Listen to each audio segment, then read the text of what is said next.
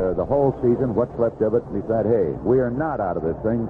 Let's not take ourselves out of it until it's mathematically done. That's right, because you can make some money by finishing second if you figure that you can't finish first. And you can save a little pride at the same time, too. Cubs today will send Dennis Lamp out against the Cardinals, and the last time he faced them, of course, he was not around very long because he caught Lou Brock's 3,000th career hit on his pitching hand and had to leave the ball game. And against him will be John Fogle.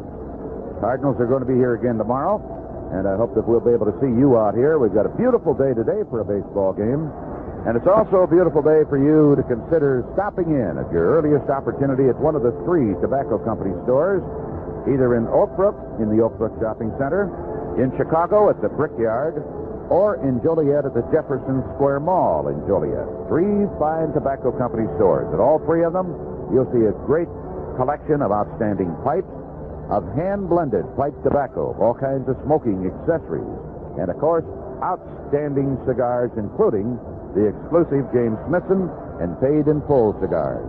And they're so proud of the James Smithson and Paid in Full that they guarantee your satisfaction. And with every 5 of those cigars that you buy, the tobacco companies are going to give you one absolutely free. If you can't stop in person, pick up the phone and dial tobacco. That's all there is to it, tobacco. And if you live outside of area code 312, call collect 312 and then dial tobacco. Let's talk baseball, brought to us today by the tobacco companies, home of the James Smithson and Paid in Full cigars, and the Fine Dividend Club. This has been a presentation of WGN Sports. Vince Lloyd and Lou Boudreau. Lou's going to be back in a moment as the leadoff man. Then the ball game on WGN Radio, Chicago. Have you tried Sheer Energy Plus Pantyhose by Perfect Plus? Energy Plus Pantyhose give all-day comfort because they're made with lycra spandex to hug and caress your legs, yet sure enough to be worn for any occasion. Perfect for waitresses, nurses, and anybody else who is on their feet all day. Energy Plus by Perfect Plus are now available with a ventilated cotton panel for your added comfort. Give your legs a treat. Try some today. Perfect Plus Pantyhose. Everybody's putting them on.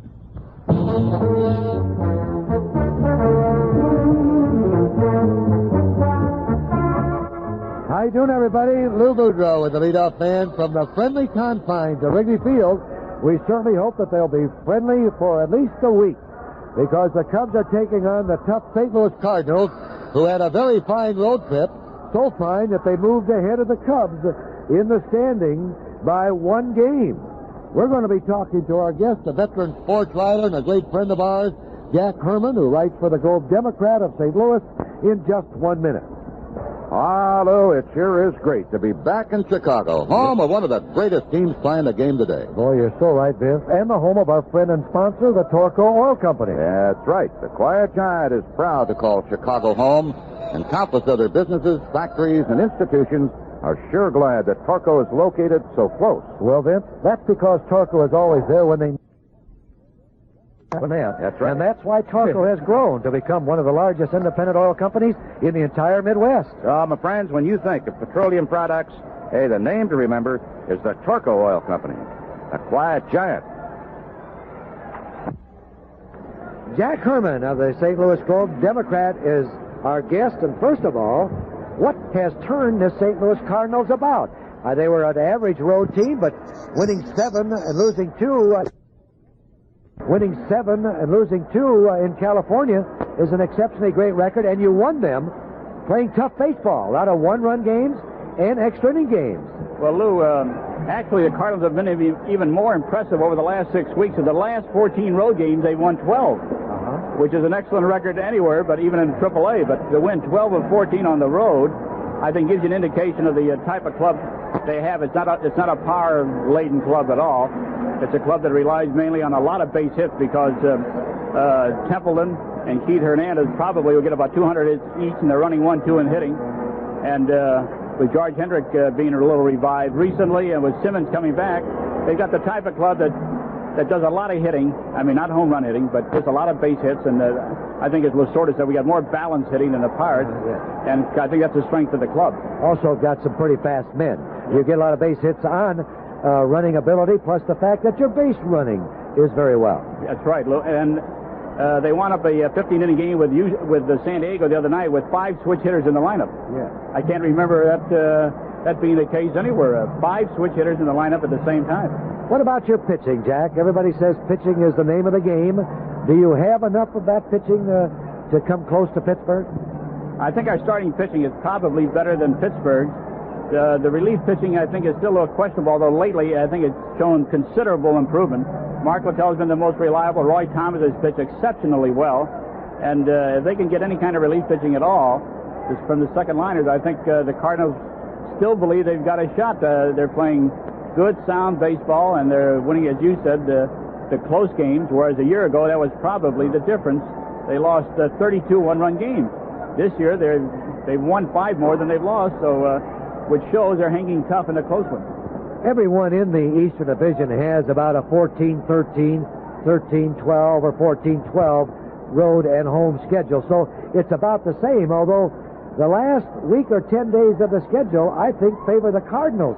I think you play either Philadelphia or Pittsburgh one series, but you've got the New York Mets to compete against while we're playing Pittsburgh. Well, I'll tell you, Lou, you're probably right, but I don't think it really makes that much of a difference because I remember when the Cardinals won it in '64. Now, the Mets then were only 3 years old, and they almost blew the pennant, losing the first 2 games to the Mets before they finally squeezed out the last game triumph to avoid a 3-way tie. So I think Al Jackson defeated Gibson 1-0 in the opener, and the Mets bombed the Cardinals the second game. And finally, the Cardinals had to pull out all stops to salvage 1 game to avoid a tie. Well, usually when you're playing a what we call a softball club, or one that's next to last or last in the standings, their pride is hurt. So the last couple of games, they're playing for themselves and for the pride of baseball, which makes it great. You have to earn your championship in this game. That's right, Lou. Plus the fact is, you know, they're loose. Yeah. Nothing to gain, nothing to lose. And the pressure, there's such a thing as on the club that has to win. What about youngsters in your farm system that you've recalled? Do you see any help there? Well, they talk about youngsters, but this youngster Obergefell from Troy, Illinois, he's younger than some of the guys we brought up. And Templeton, and now in his 3rd full year, is only 23, and Hernandez is 25. So basically, the Cardinals are a young club, plus Terry Kennedy, who I think going to be a future catching star and son of the Cubs general manager. I think he's really going to be a superstar behind the plate. Well, there's no doubt about it. You've got some young talent on this ball club that you might trade for that ace relief pitcher. Yes, that's possible. You know, it all depends which way they want to go and what they want to give up. And there are a lot of clubs interested in our catching. Yeah, and you've got it. Would you think that Simmons would change position? Well, it'll be interesting. You know, the decision will have to be made by someone other than myself. And I know last year and the year before, I think he was interested in making the switch. I don't know what his feelings are now. Henrik got hot at the right time on the road for you, won you a couple of ball games. Yes, he did. And Mumphrey, who had a good series here, now is playing right field in place of Hendrick today. But that's subject to change. I think he's been playing well. And, of course, Lou Brock is playing. So I think Brock is measured up. Yeah, there's no doubt about it. And when these 2 ball clubs get together, Jack, anything can happen. It's a great rivalry. Well, at least one thing, it's a little more interesting this year, Lou, whereas last year the Cubs, I think, mopped up the Cardinals. My God, they won the first 13 row, and the Cardinals, I don't think, won. I think they won 3 games all last season for the Cubs. Well, I want to thank you very much for coming over and talking a little baseball with us, Jack. Stay healthy. Thank you, Lou. My pleasure. Jack Herman, sports writer for the St. Louis Globe Democrat, was our guest. We'll be right back after this message. Hey, Hank, you want to get rid of 10 pounds of ugly fat? Huh? Get a look at this picture I took of you at the game. Hey, it's me, the headless shortstop. You got it. You know, you didn't have to pay good money for this shot, Ed. What are you talking about? It's priceless. Yeah, right. Look, if you get your film processed at Osco or Jewel, they don't charge for shots that don't turn out. They don't? Huh. And if there's any way they can make it turn out, they will. But I'd say that one is hopeless. Oh, just like your athletic ability. Thanks. Really, Ed, you can't beat them for photo processing. Osco and Jewel use Kodak paper for a good look, and Kodak equipment and chemicals, too. You might say they have the Kodak team behind them, and they're convenient. You can get your photo processing taken care of when you're right there shopping.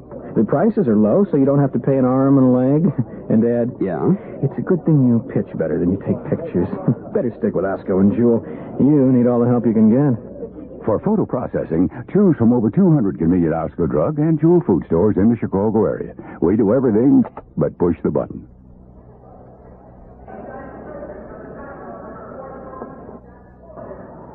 Well, our guest today was Jack Herman of the St. Louis Globe Democrat. We certainly want to thank Jack for coming over and filling us in on the St. Louis Cardinals.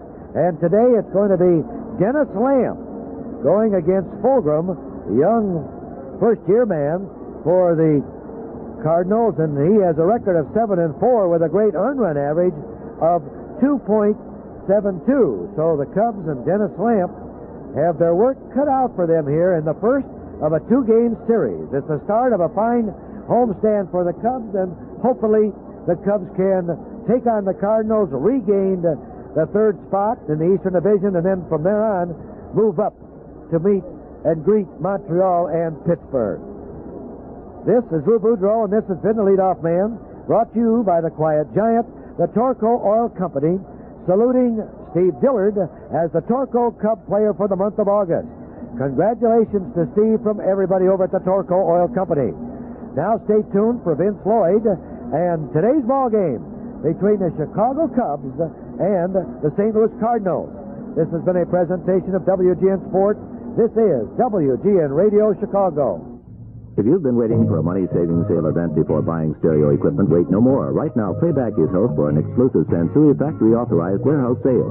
Save hundreds of dollars on bargains like these. Sansui G6000 stereo receiver with 65 watts of power per channel, EC circuitry, and Dolby FM. A nationally advertised value of $630, now just $344. That's a savings of almost $300. Or a Sansui G3500 stereo receiver with 26 watts of power per channel. A nationally advertised value of $270. Playback price just $181. There's lots more on sale during this factory-authorized Sansui sale, but quantities are limited, so hurry in. Most models available at all Playback stores. Some or floor models save even more.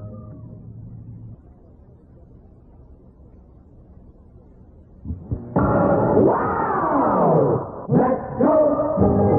Batter up! We're taking the afternoon off. It's a beautiful day for a ball game. The fans are out to get a ticket or two. From Mala, Washington to Kalamazoo. It's a beautiful day for a home run. But even a triple's okay. We're gonna cheer and boo and raise a hullabaloo. That's the ball game today. The Chicago Cubs are on the air. Happy holiday to you, everybody. Vince Lloyd, Lou Boudreau, and Bill Berg here with us this afternoon as the Cubs come back home from California, limping a little bit. Not mortally wounded, but hurting. Hurting physically and hurting, of course, in the Eastern Division race after having dropped the last 3 games out to the Los Angeles Dodgers in yesterday's stunning defeat on Davey Lopes' grand slam homer off Bruce Sutter in the 9th inning. But ready to start a new day. And for the Cubs today, Dennis Lamp seeking his 11th win of the year, and he'll be opposed by John Fulgham. This is Lou Brock Day at Wrigley Field, where he started his major league career in the uniform of the Chicago Cubs. And he is at right near home plate now with Buck Beaton of the Chicago Cubs front office. And this crowd is getting to its feet and giving Brock a standing ovation. He is going to be given a presentation by Buck on behalf of the Cubs here in just a moment. A clock made of the last silver minted coins in the country. A clock made of the last silver minted coins made in this country. It'll be presented by Buck here in just a moment. Now, after the standing ovation, crowd getting quiet here at Wrigley Field, let's pick up Mr. Beaton and Lou Brock. Ladies and gentlemen, when we discussed presenting a memento to this great athlete on my right, I said, this is very unusual. I said, I don't believe I've ever heard of that happening before. One club presenting a present on a player who is retiring, who plays for another club. And one of the old-timers in our organization told me that I was wrong. And we had done this once before, and it was to Stan Musial. So,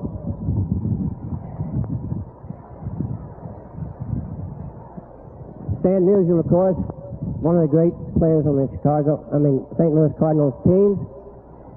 We know that in exactly 5 years, this gentleman on my right will be inducted into the Hall of Fame without a doubt. At this time, on behalf of the Chicago Cubs organization, we'd like to present to Lou Brock for his great contribution to baseball.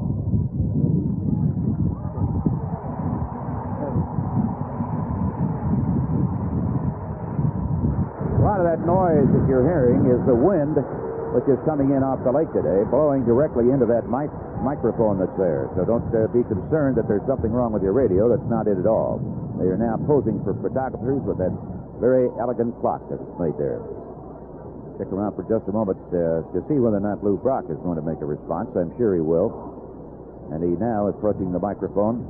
Here he is, Lou Brock. First of all, I'd like to thank the Chicago Cub organization for this wonderful clock here.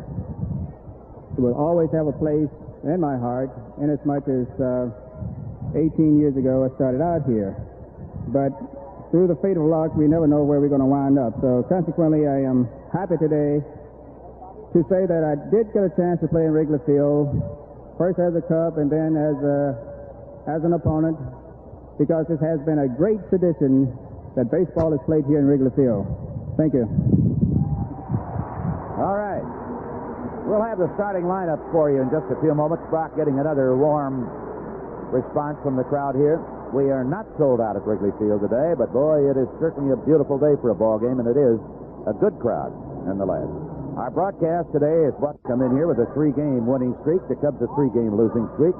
Let's hope that the Cardinals streak will be ended, and so will that of the Cubs. Got to take a moment here for station identification. This is the WGN Chicago Cubs Baseball Network.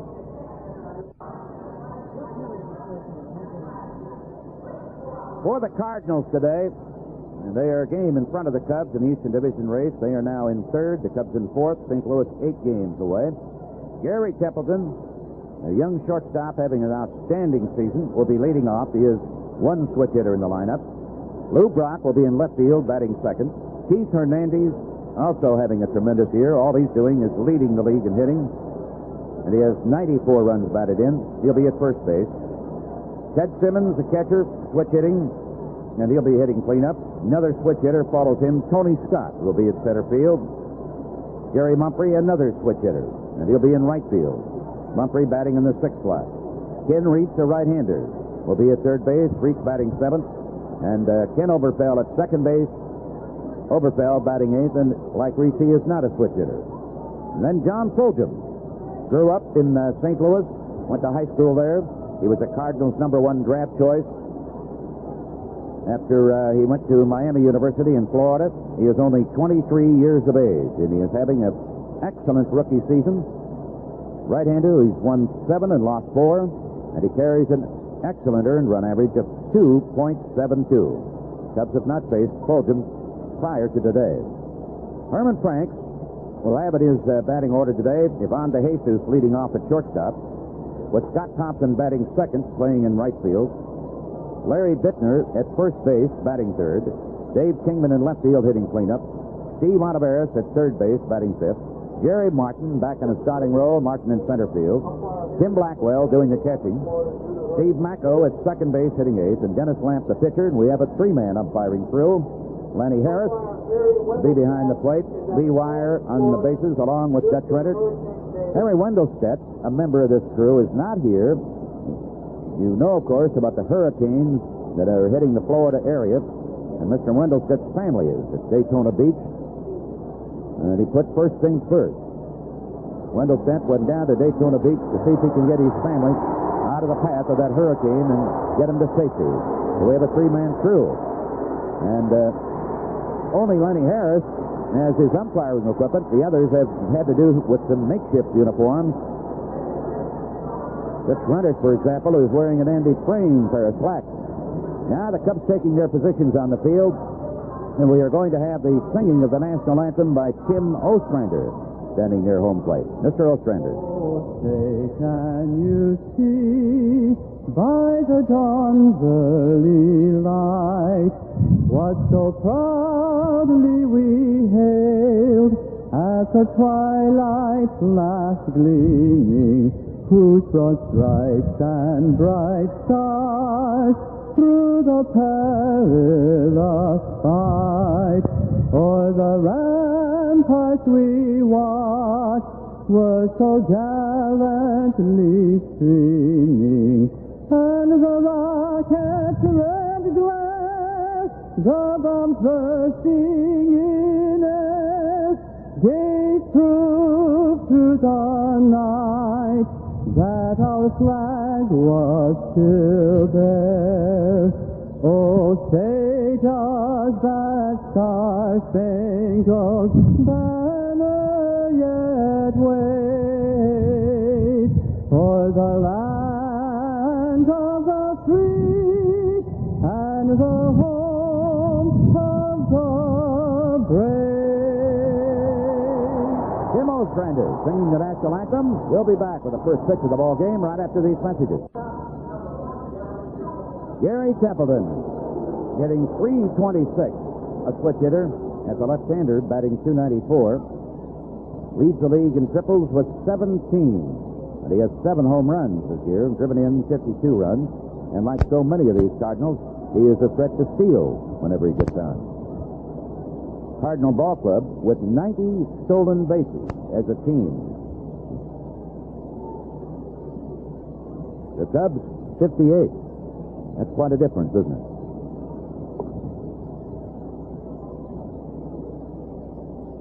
Lou Brock in the on-deck circle. Dennis Lamp has finished his warm-up tosses. He is 1-0 against this ball club this year and did not have a decision against them when he pitched at St. Louis in the Cubs' last visit down there. He left the ball game early when Lou Brock lined his 3,000th base hit off the fingers of Dennis. First pitch swung on, and bouncing ball to De Jesus at shortstop. Templeton just trotting down the line. It's not going hard at all, and he's thrown out easily, and a high bounce to the shortstop. Today we have a wind coming in off Lake Michigan, blowing in over the left field wall. It's officially at 10 miles an hour, but I would judge it out here today. It's about 15 miles an hour.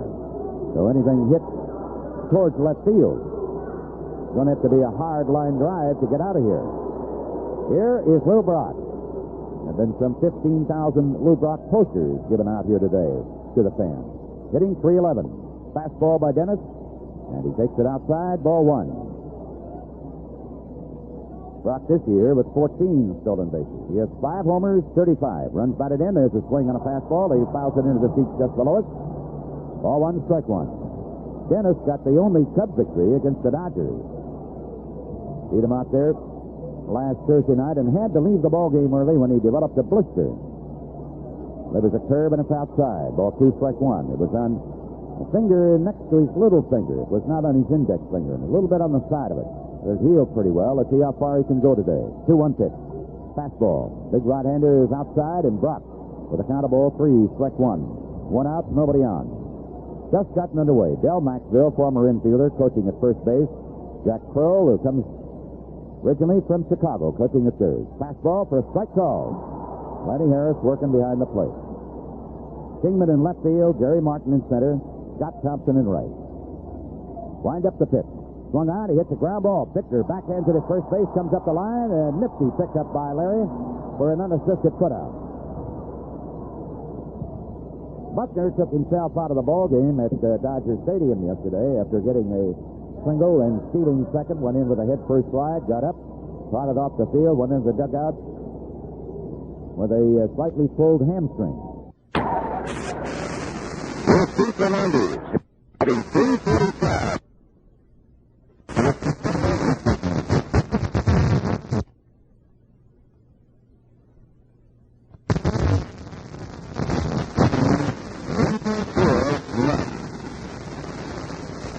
Kingman with 97 leads the lead.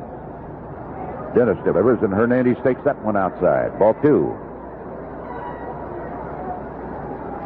Kingman and Mike Schmidt of the Phillies still tied for the home run leadership at 42, and the Phillies at Pittsburgh today for a doubleheader. Missed with that one. It's ball 3, no strikes on the left-hander. Schmidt is second in RBIs along with Winfield. There's a strike called on a fastball, and then Hernandez with 94. Just having an outstanding season. 3-1 pitch. He's taking. And a strike call. He was taken all the way. Full count on him now.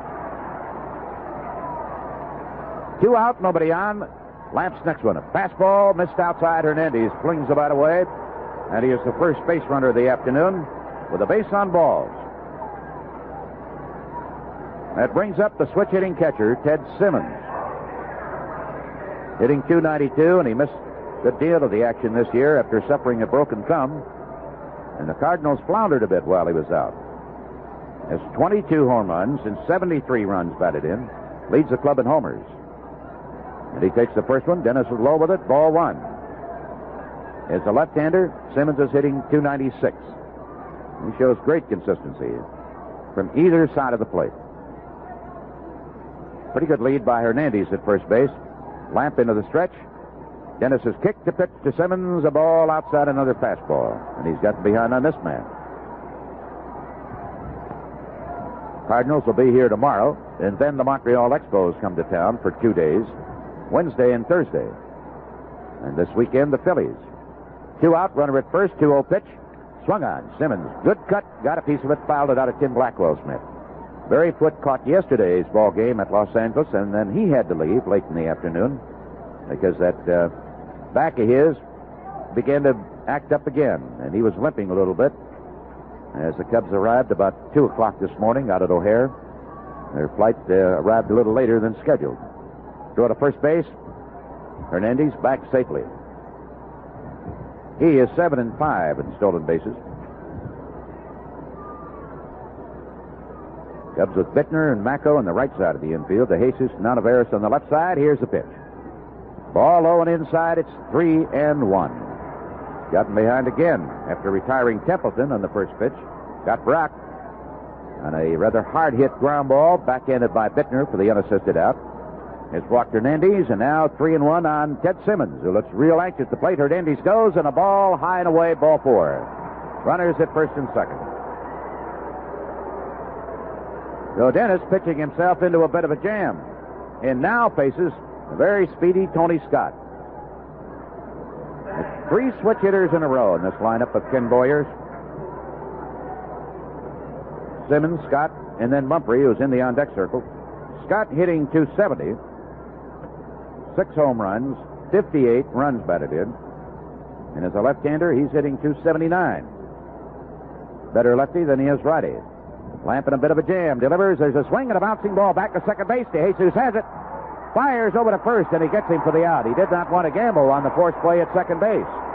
Wound up way over between first and second after making the pickup on that bouncing ball off the bat of Tony Scott. 2 cards are left stranded. The Cubs come to bat after a half inning, no score. Perfect brewing water. Gottlieb Heilemann spent years searching for it. Then, on a day back in 1853, he found it. Sparkling, pure Wisconsin spring water. Today, Heilemann's old style is still brewed with virgin, pure water from underground springs that, legend has it, flow all the way from Canada. Still brewed in the old world way called poisoning. It's the most natural way to brew beer and the most expensive. It's brewing a beer not once, but twice. Double brewing, pure brewing. The way the great European brewmasters have brewed their beers for centuries. It's the only way we brew Heilemann's old style.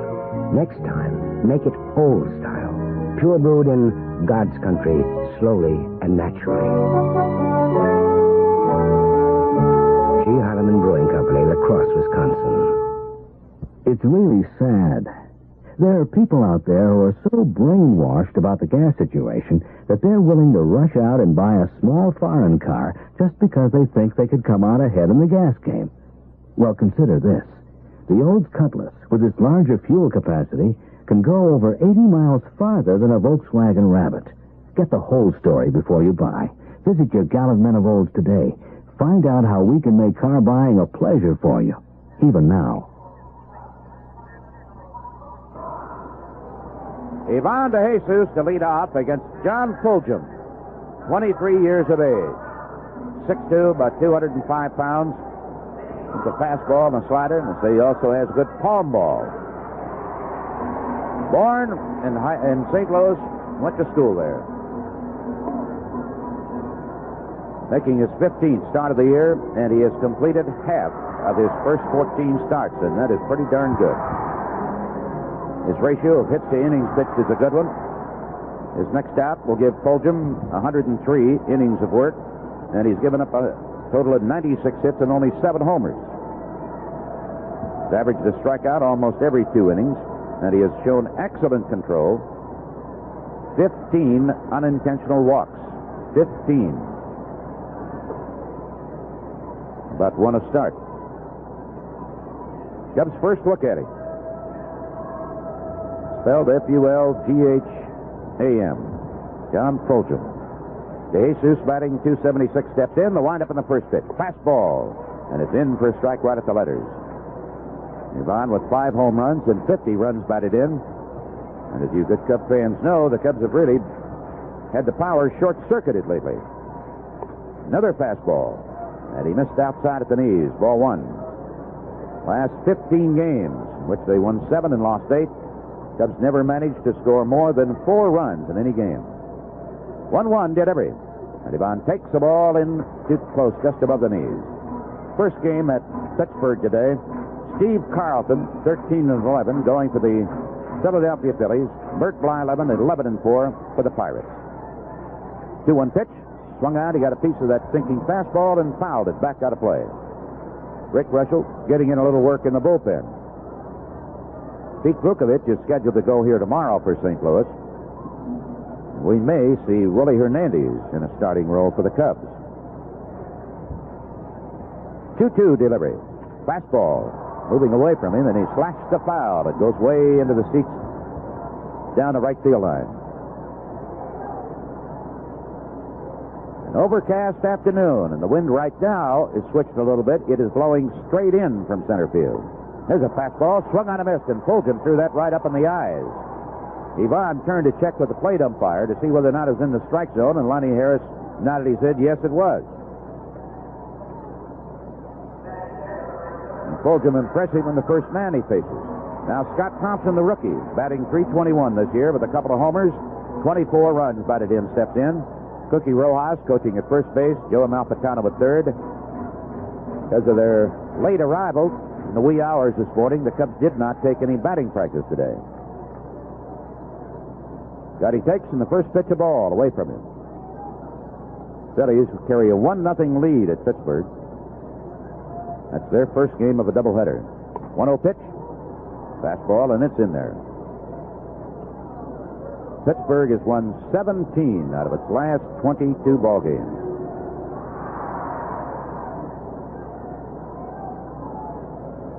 Wind up in the pitch. Thompson swings and a well-hit drive into left center field, but Lou Brock coming on, and he makes the catch. Gotti a liner to the opposite side. Bases empty, 2 gone. Larry Bittner stepping in. Bill Buckner was in the original Cub lineup today and then was scratched. Larry, with a 5-game hitting streak, was just about the only productive Cub with that bat of his the last 3 or 4 days. Driven in 34 runs and a .302 batting average for Bittner with 49 hits, 34 RBIs. He's gotten the most out of his chances. Veteran takes, and there's a strike. Jet Simmons doing the catching. Hernandez, Oberfell on the right side of the infield. There's a strike call. 0-2. Templeton in reach at short and third. Brock in left. Tony Scott in center. Jerry Mumphrey in right field. Cardinals coming in with a 3-game winning streak. 0-2 pitch. Ball low. 1-2. Chicago will be represented out of California tonight by the White Sox. Open up against the Angels at Anaheim. California with a slender lead in that Western Division. Bittner fouls that pitch over to the Cardinal dugout. 1-2. Angels lead Kansas City by a 1.5 games. Minnesota by 3. Houston leading the National League West by a 1.5 games over Cincy. Fastball. Larry got a bit of that one. Bounced it foul right in front of the photographer's cage behind first base. Pittsburgh with a 3.5 game lead over Montreal, 8 over the Cards, 9 over the Cubs, and the Philadelphia Phillies 13 out, 4 behind the Cubs. 1-2 pitch, swung on. There's one. It drops into right field for a base hit. Larry Bittner extends his hitting streak to 6 straight. His 9th hit in 20 at-bats. And here comes Dave Kingman. Getting a big hand. Still has to put ice on that right shoulder of his before a ball game. .292 batting average now. 42 homers, the same as Mike Schmidt of the Phillies. Leads the league with 97 runs batted in. Fulton's fastball swung on. Drive to right field. Going back is Mumphrey. Under the basket. He reaches up and he hauls it in. Well hit to the opposite side by Dave, but the side is retired. And at the end of 1, no score. General Finance, friendly Bob Adams. Hi, Bob. Dave Rooney here. Dave. You know, old Mr. Easy Touch. Oh, the railroad conductor who loaned money to the people who forgot their wallets, right? Right, but I got a new job. Oh, great, because that last Well, the job thing is, I'm going to need another consolidation loan, Bob. Fine, Dave. I have all kinds of bills starting to pile up. Well, a consolidation loan will turn them into 1 monthly payment. Fantastic. What's your new job, Dave? What's your new job? I'm a collector on a toll gate, Bob. Dave. No, You're not lending quarters. Well, and dimes. occasionally. And nickels? I got an IOU from every one of them, Bob. I'll get to work on your consolidation loan, Dave. Thanks, Bob. And if you ever drive through my toll gate without your wallet... Thanks, Dave. And you can always get a little help from a friend at General Finance. Now's a good time to call the friendly folks at General Finance. They've got the professional know-how to put together a plan that's just right for you. The September bargain of the month from True Value Hardware Stores is a lantern that's designed to go on the blink. Hi, Pat Summerall to explain. The Ever-Ready Trucker's Light for just $3.99 is an auto safety lantern that sends out a red blinking signal when you need it for roadside emergencies.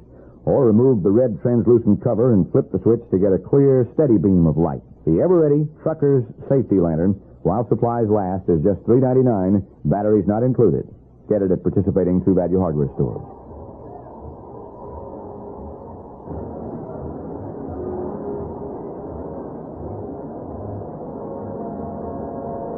Fans' copyrighted broadcast is presented by authority of the Chicago National League Ball Club, which has the right of approval of the announcers and is intended solely for the private and non-commercial use of our audience. Any publication, reproduction, retransmission, or other use of the descriptions and accounts of the game without the express written consent of the Chicago National League Ball Club is prohibited.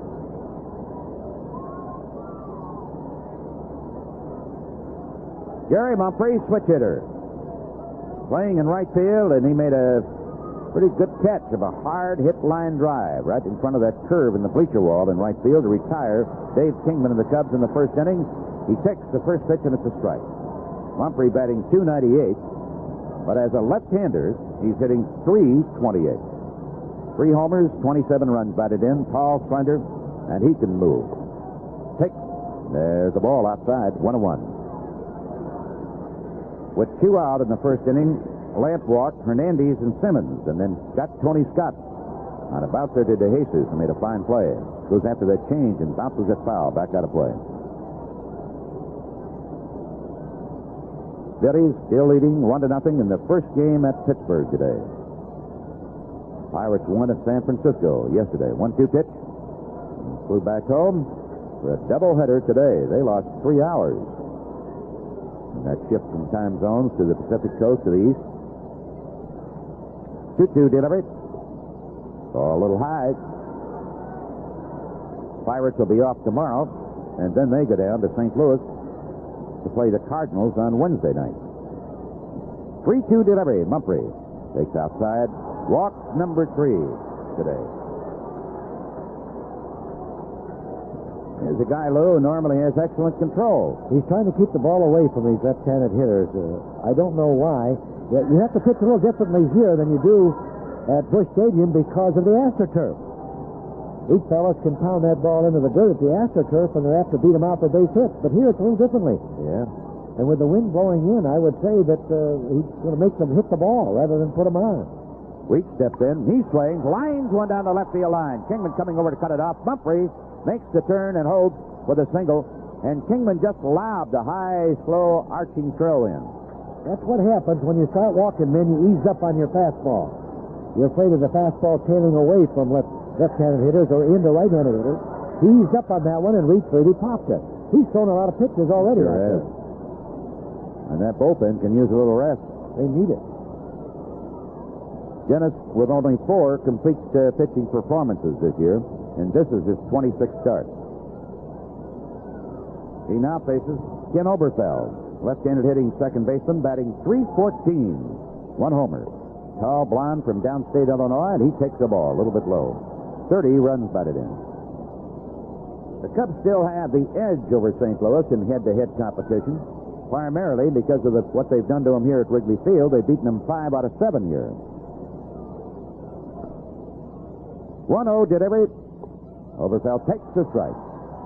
8th man in the batting order. Cardinal runners at first and second with nobody out and no score. The Cubs' lack of offense for the last 2 weeks can't afford to give these guys very many runs. 1-1 delivery. Swung on. Ground ball. The aces backhands it well. Throws to second. Great play.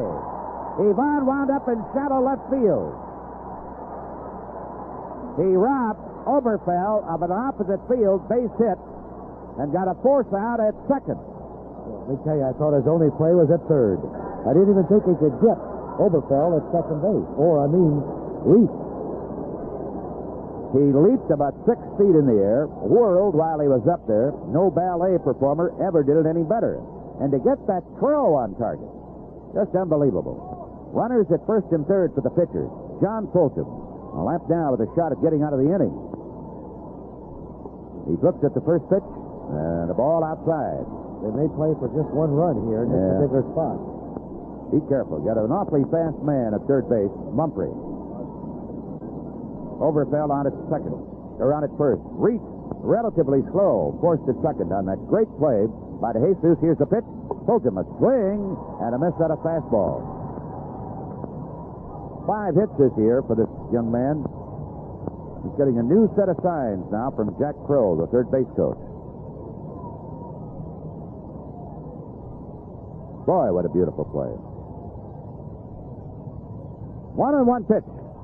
Swung on, and he curves a high foul down the right field line. Thompson, a long run. Look out.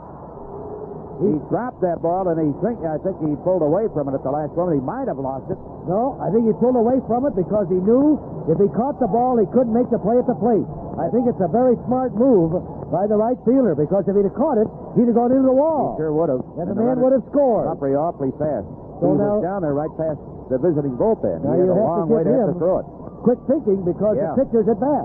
Now, Lamp has got to take this in mind and go hard and strike out Fulgham. Fulgham was trying to go to the opposite side with that one. Chokes up on the mat about 4 inches. Here's the pitch. Takes the ball in too close at the knees, 2-2. Scotty is very shallow for him in right field. Again, he steps out. Kroll gives him another set of signs.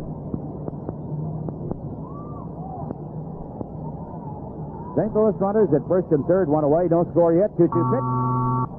Started to go after it, held up on a breaking ball down and away, and he checked his swing in time. Now Lamp has gone to a full count on him.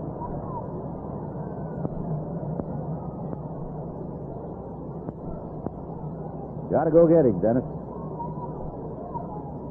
Blow him out of there. Here's the stretch. 3-2 pitch. For Pete's sake, he lost it. And it was not a real good fastball. Pitch was too low. Bases are loaded. Before Templeton steps in, Mike Rourke is going out to talk to Lamp. We're going to pause for station identification. This is the WGN Chicago Cubs Baseball Network. Wake up with the Wally Phillips Show each weekday morning at 5:30 right here on WGN Radio Chicago. Looks like somebody's pitching.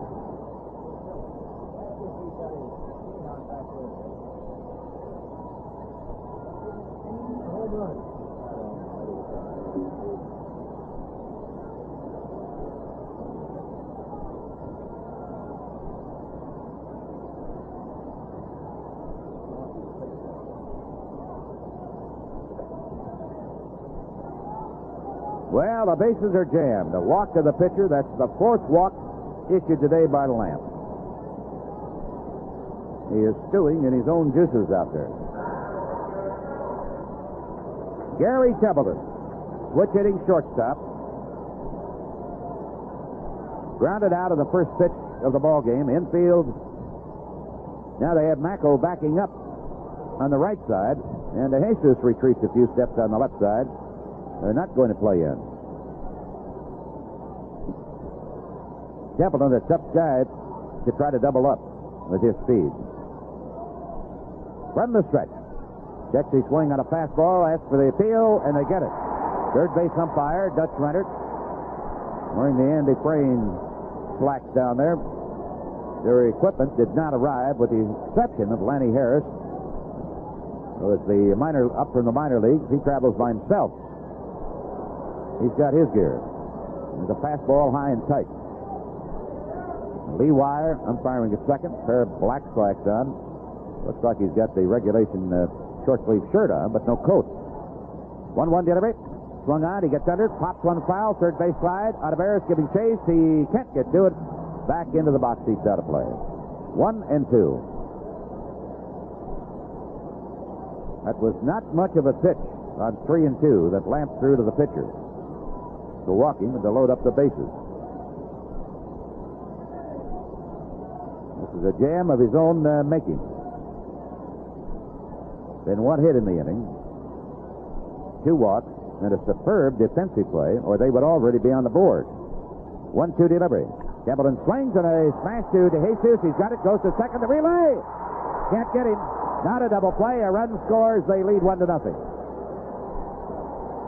De Jesus jumping to his right for that ground ball. They got Fulgham easily. As I said, Templeton is an awfully tough guy to double up because of that great speed, and especially when he's hitting left-handed, he gets out of there in such a hurry. And I'm glad they changed their mind. They had the infield in. Yeah. Then they went back to try to get the double play, and if they didn't, they give the up 1 run. Had they been in, that ball would have been through there for a base hit. Sure would. Yeah. Good point. Give Templeton credit for driving in his 53rd run of the year. Their Cardinal runners at first and third. And in the batter's box is Lou Brock. Hit a hard ground ball to Bittner, backhanded. He swings and hits a foul. Out of play at third base side. Here goes Templeton. Here's the pitch low, and Blackwell taps his arm, but all he's doing is keeping an eye on the man at third. In the event the Cardinals wanted to make a double steal. Gary Templeton gets his 22nd stolen base of the year with no throw. So now they have 2 men in scoring position. And Brock, the hitter, taking it all away. It was a ball down low. Ball 1, strike 1. Here's the pitch swung on. Bouncing ball to De Jesus left. He's got it. The peg. To Bittner in time. The side is retired. He escapes with only 1 run scoring. And the Cubs come to bat in the bottom of the second. St. Louis with a 1-0 lead. I'm thinking about a Big Mac and how it's still I don't care. Temperature here at the ballpark at game time, about 68, 69 degrees. They got the air conditioning going with the wind coming in off of Lake Michigan. Vince Floyd and Lou Boudreau here with you on this holiday. Bill Berg with us. Jack Minovich, our producer, and Rick Garfalo, our engineer. We're happy to have you with us and hope you're enjoying the holiday. Take care of yourself. Steve Olivares hitting .294. Still with a bit of a groin pull. Stepping in, and he takes Fulgham's first pitch high, fastball. Steve with 4 home runs, 47 runs batted in. Right-hander in the windup. Steve takes strike right down the middle, 1-1. Phillies have tallied in the top of the 9th inning. And at Pittsburgh in the first game, Philadelphia 2, the Pirates nothing. That's at the top of the 8th. It's a long way away. Here's the swing. High pop-up in the shallow left field to Lou Brock. He's under it. Makes the catch. My eyes aren't quite focusing yet. Well, those zeros at our age sort of get together. You know, I'm not used to seeing so many zeros alongside of Pittsburgh. Yeah, that's right. I think they must have a better record on the road than they have at home this year. I understand Rosenberg said that there's close to 45,000 there today. At Pittsburgh. Which would be their best crowd. Yeah. Well, if they don't support them in the position they're in now, they don't deserve a baseball team over there. Gary Martin making his first start since, I think, Thursday night, stepping in. Fouls that pitch out of play. This bat has been pretty quiet lately. Hitting 280 now for the year, and he takes the ball a little bit low. 1-1. 16 homers and 65 runs batted in. Only a couple of RBIs in the last couple of weeks.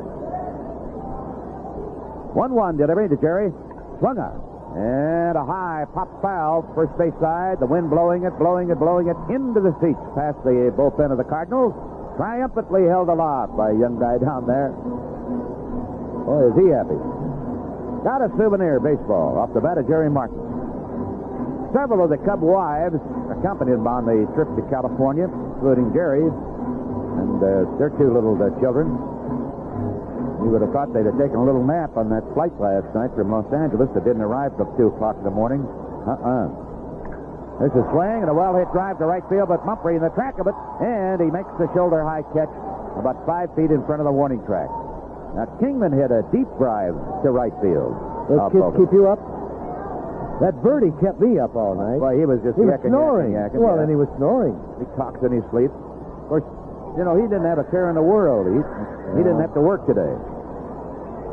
I thought Pat Siri drank a lot of beer until I saw Birdie last night. He puts it away pretty good. And you wonder how, with that tubular frame of his, he's able to find a spot for it.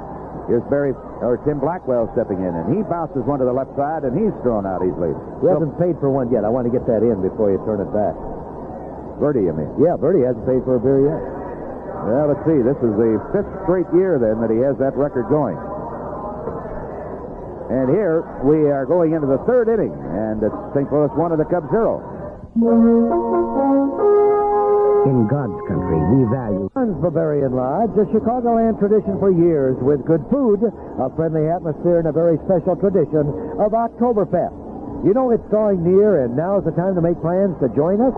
Kegs and take-home cans of Hans Special Edition beer are being stocked, and special Oktoberfest menu items are being planned. There'll be live music, lots of food, lots of fun. Make your Oktoberfest reservations now at 537-4141. That's 537-4141. Hans Bavarian Lodge on Milwaukee Avenue, just north of Wheeling. From 2 to 200, bring the whole group to Oktoberfest. Feels like October in the air out here at Wrigley Field today. But now, for the first time, those clouds are disappearing. The sun is beginning to shine. Let's hope it's going to be a good omen. Vince Lloyd, Lou Boudreau, and here is Bill Berg as we go into the 3rd. Bill? All right, thank you, Vince. Good afternoon, everybody. The first pitch is a ball to Keith Hernandez. Dennis Lamp ready to work again, fires. That misses outside, ball 2. So he falls behind Hernandez. Keith having walked his first time up. 2-0 pitch. That's wide, ball 3. Dennis can't find the plate. He is struggling. He's on the verge of giving up his 5th walk. There's a strike, 3-1. Hernandez, when he walked in the first inning, recorded his 66th pass. He leads the ball club in walks. 3-1 pitch, check swing, there it is, ball 4. Hernandez, 2nd walk of the afternoon. And now the 5th walk given up by Dennis Lamp as he starts the 3rd inning the way he started the 2nd, with a free ride. He walked Jerry Mumphrey, who eventually scored the Cardinals' only run so far last inning. And now he puts Hernandez on, starts to dig a hole for himself as Ted Simmons steps in, batting left-handed. Simmons, like Hernandez, walked his first time up. That's low and away, ball 1. Dennis has thrown 6 pitches this inning, 5 of them balls.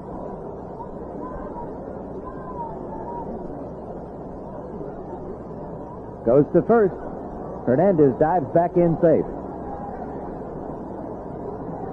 Ted Simmons having another outstanding year. Even with an injury that sidelined him for a while, he has matched his last season output of home runs with 22, and he's only a handful of RBIs behind his pace last year. There's ball 2. Somebody probably going to pop up in the Cub bullpen before very long if this keeps up.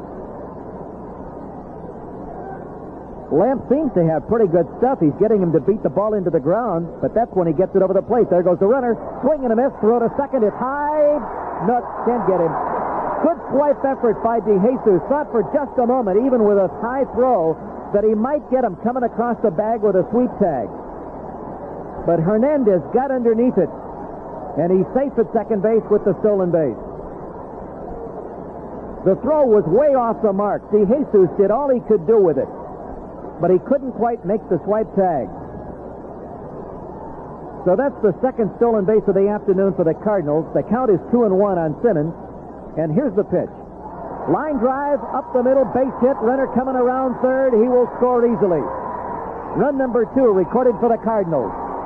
A walk, a stolen base, and a line drive single to right center by Ted Simmons produces the Cardinals' second run. And as you can hear in the background, the fans don't like it.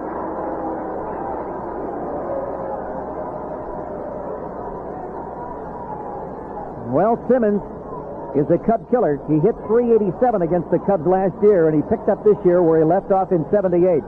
He hits Cub pitching at will. Here's Tony Scott. Strike. Scott bounced out to short, his first time up.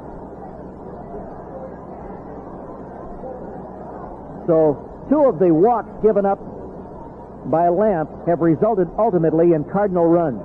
Next pitch is swung on, a hit to the alley in right center. Center fielder going back, Martin, and makes the catch. Runner retreats to first. Tony Scott got a good charge into it, but that wind is blowing straight in, and it held it up. Had there been no wind, that might well have been off the vines in right center. But there is a strong wind blowing in at about 10 to 15 miles per hour. So that's out number 1, and we go to Jerry Mumphrey. He walked to start the second inning and scored. Takes the strike.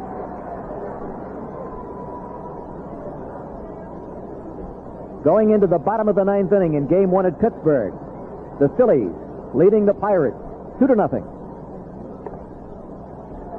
That's high. Ball 1, 1-1. Now in the bottom of the 6th inning at Montreal, the Expos continue to lead the Mets in the first of a twin bill by a score of 4-2. 1-1 pitch. Outside, Mumphrey laying off a fastball. 2-1. A walk, a stolen base, a base hit. And the Cardinals lead it 2-0 here in the bottom of the 3rd inning. Game 1 of this bobtail series with the Cardinals. Swing and a miss. 2-2. On deck, Cardinal third baseman Kenny Reed. Mumphrey having a fine year, hitting .298 after hitting only .262 last year. 2-2 pitch. Outside, ball 3. We go full. Doug Capilla starting to heat up in the Cub bullpen. Lamp at the belt. Looks at first, kicks and fires. Ground ball, right side. Scooped up by Macko, fires and gets his man. Good play by Steve Macko. He had to go hard to his left as the ball was hit in the hole on the right side, but he made the play, got Mumphrey. Simmons moves over to second, and we go to Kenny Reed with 2 gone.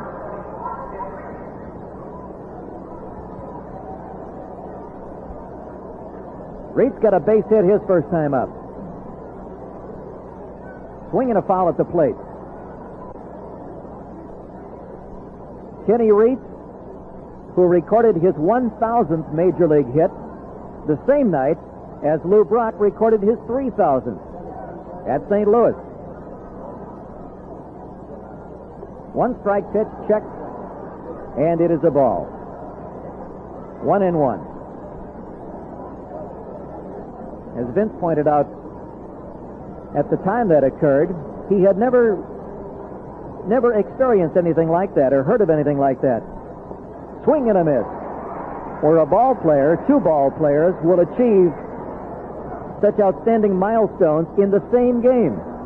Lou Brock getting his 3,000th hit, Kenny Reed getting his 1,000th. A couple of teammates doing something like that in the same ball game. 1-2 pitch, And Bill, we He had a ducks couple of away, and it's 2-2. yesterday in that Dodger game because Manny Mota Yeah, set the record yeah. for pinch hit singles by a player, and then 145. Davy Lopes ended the game with his 1,000th career hit. Yeah, wasn't it an amazing thing? I didn't really like it. Not so amazing for Cub fans. They're so happy, needless to say.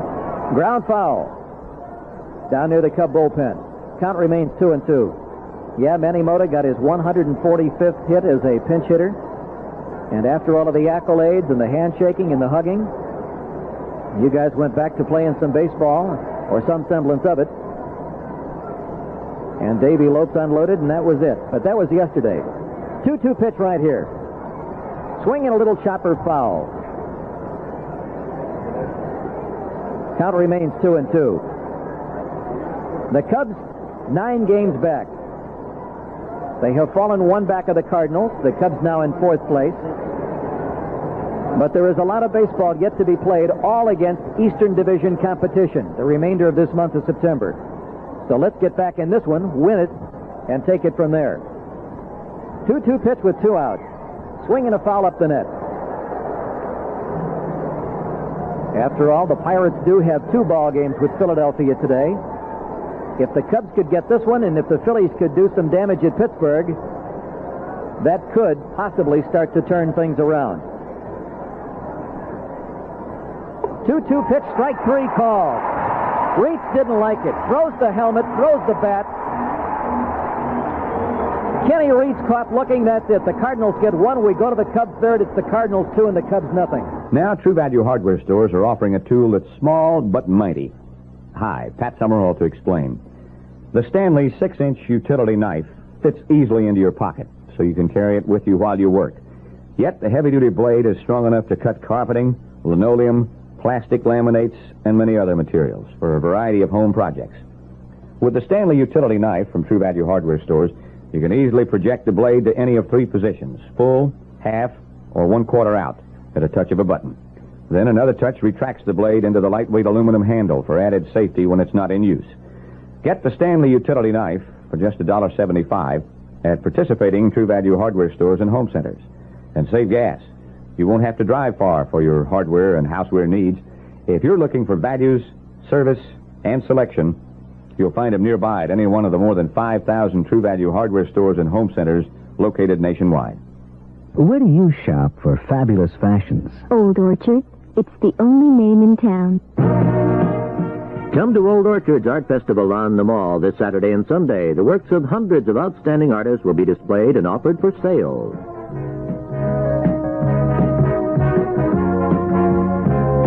For so many shoppers, Old Orchard is the only name in town.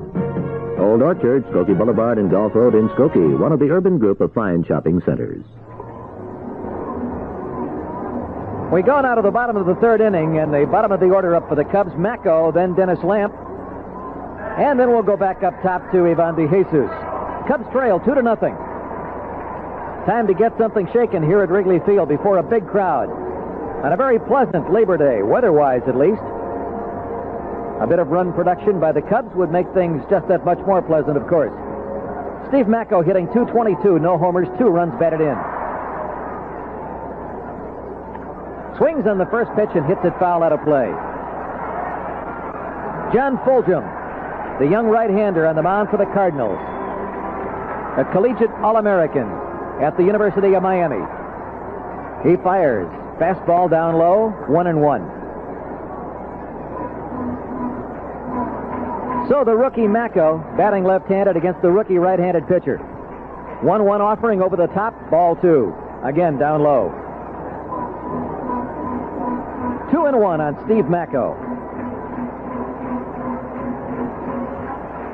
Here's the pitch. Hit right back at the pitcher, Fulgham. A line drive right back at Fulgham, hip high. And he just nonchalants it over to the first baseman, and the Cubs have 1 out as the Cardinals whip it around. Here's Lamp. 182 hitter. 1 RBI. First pitch to Dennis, a slider, strike 1 on the outside corner. Fulgham looks to have good stuff. Good composure on the mound. Fastball. Hit up the middle, backhanded by the second baseman, fires and got him anyway. Good move by Ken Oberstfeld. As that ball was hit very sharply up the middle, deflected by Lamp, just enough for Oberstfeld to knock it down, fire to Hernandez, and get his man for out number 2.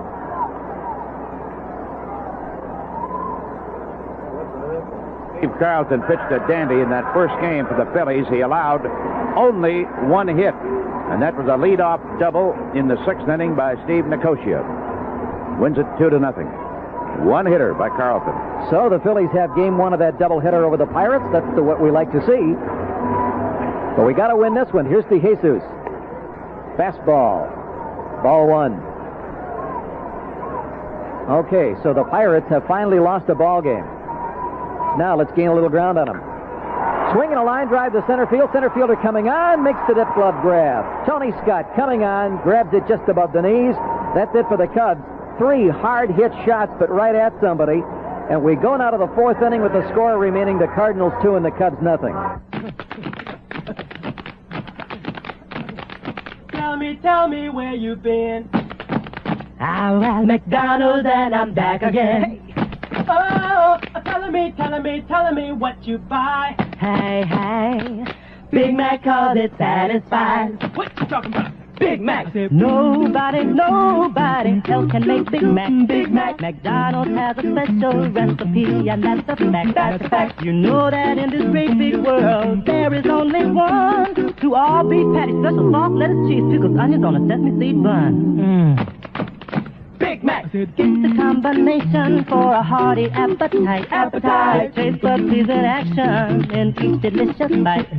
If you want a taste of soul, hold a Big Mac in your hand. Ooh, Big Mac. Oh, nobody can do it like McDonald's can. Nobody can do it. Not everybody agrees Marriott's Great America is just for kids. It's good for kids, it's good for adults. It's great for everyone. The food is very excellent. Delicious. It's wonderful to be here. Well, I'd say it was fantastic. Shows are great. The turn of the century has to be the best ride I've ever been on. The Victoria. It was marvelous. I'll be back. It's very clean. It was one great day. And I think it rivals Disneyland. Come on out to Marriott's Great America with your kids, and you'll have a great day, too. Too bad they let kids in here.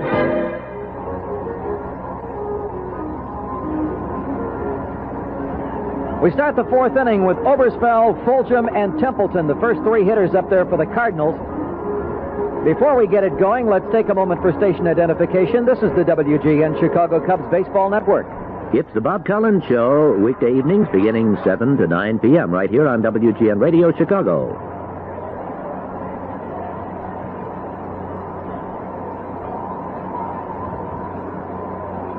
Cardinal second baseman Ken Oberstfeld. Safe on a fielder's choice his first time up and robbed of a base hit when he slapped one in the hole that was speared by DeJesus. Swings and hits a ground foul at the plate. Strike 1. DeJesus helped prevent a very big Cardinal inning by making a great play to get a force on that ball hit by Oberstfeld. Swings on the next pitch, hits a pop-up again. DeJesus is going to be the man of the hour. Calls for it and makes the grab, out number 1. So here's John Fulgham, 179 hitter. Has 4 RBIs this year. He walked his first time up. The Cubs will play the Cardinals again tomorrow. Then Montreal comes in for a couple Wednesday and Thursday, and a weekend series with the Phillies. Friday, Saturday, and Sunday. Swing and a miss by Fulgham, strike 1. We're in the 4th inning. The Cardinals lead it by a score of 2-0. Next pitch, Fulgham lays off a breaking pitch, and it's even at 1-1.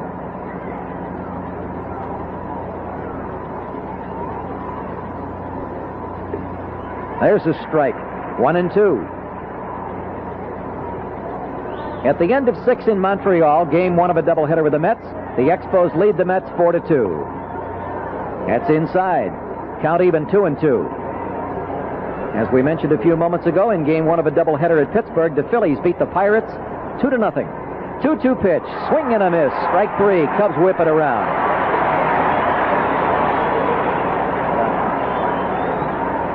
second strikeout of the day for Dennis Lamp.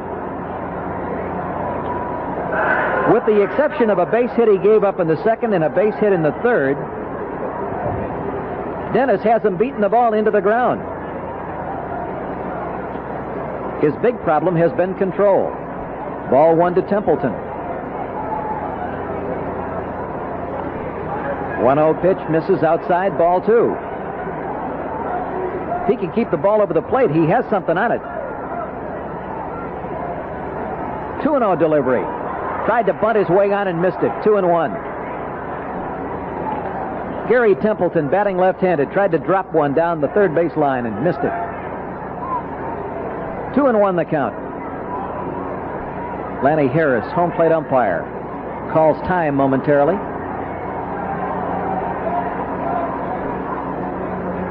He wants only one man in the on-deck circle. They had 2. Cardinals are getting cozy. Swing and a foul out of play.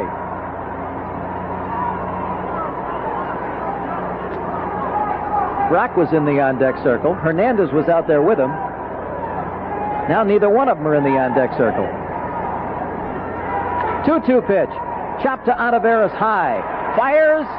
Just did get him on a high chopper. He had to really rifle one when it finally came down, but the Cards are gone. 1-2-3. We go to the Cub fourth. Cardinals 2, Cubs nothing.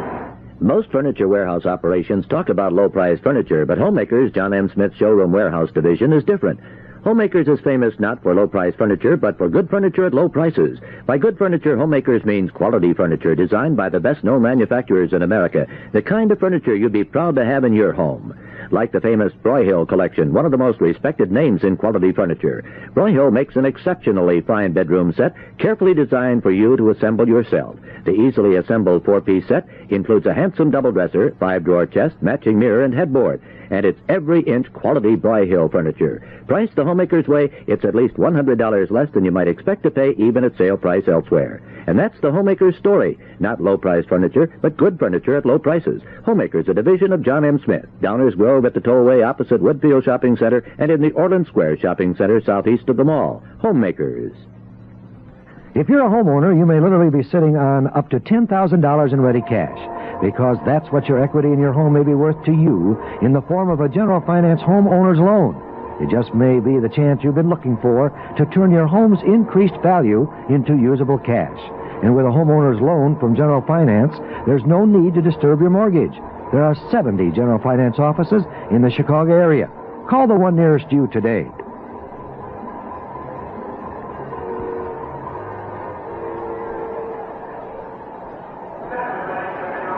We go to the Cub fourth, the 2, 3, and 4 hitters up there. Scott Thompson, Larry Bittner, and then the Kong, Dave Kingman. 3 solid shots off the rookie, John Fulgham, in the third inning.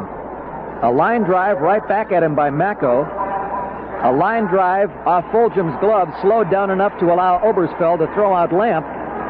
And a line drive to center field by DeJesus. Here's a bunt. Second baseman charges, fires to the pitcher, not in time. Base hit, he beat it out. A drag bunt by Scott Thompson. He hit it just hard enough, dragged it by the pitcher. He couldn't make the play, so he had to go over. The first baseman, Hernandez, came over to try to cut it off. No hope there. Second baseman, Oberstfeld, had to field it. The pitcher covering couldn't quite get there in time, so Scotty beats it out and he's on it. He got a solid base hit, his first time up, to extend his hitting streak to 6 consecutive games. And he represents the tying run in the ball game as he steps in right there. Outside and low, ball 1. Cub fans coming alive now, sensing an opportunity to get something going here in the bottom of the 4th inning as the Cubs trail 2-0. A drag bunt single by Scott Thompson. And Bittner trying to rev it up and keep it going. There's a strike. 1-1. On deck, Dave Kingman.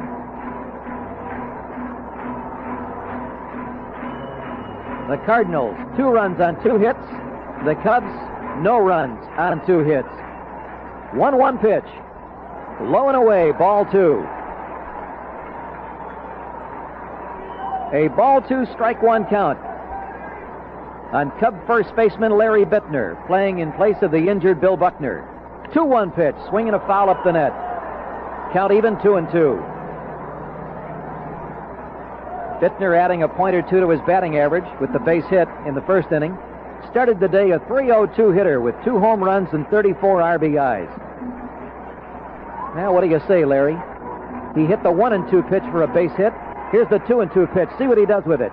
Swing and a foul. We'll try it again.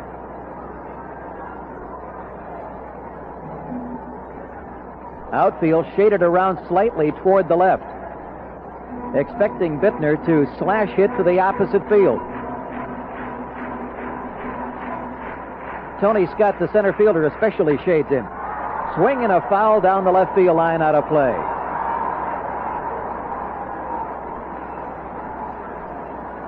Bittner has that knack of going with the pitch.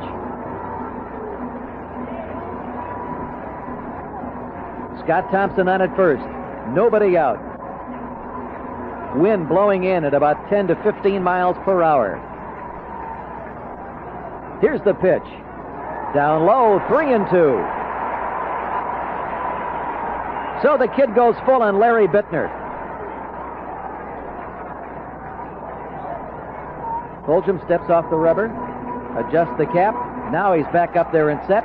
3-2 pitch, runner goes. Ground ball to the second baseman, fires to short. They got one, relay double play.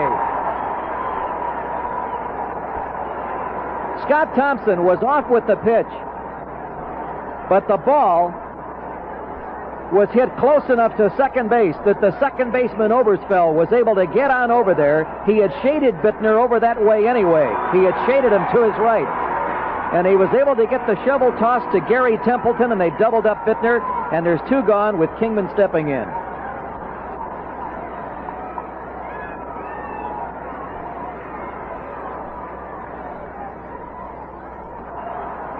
Here's a strike to Kingman.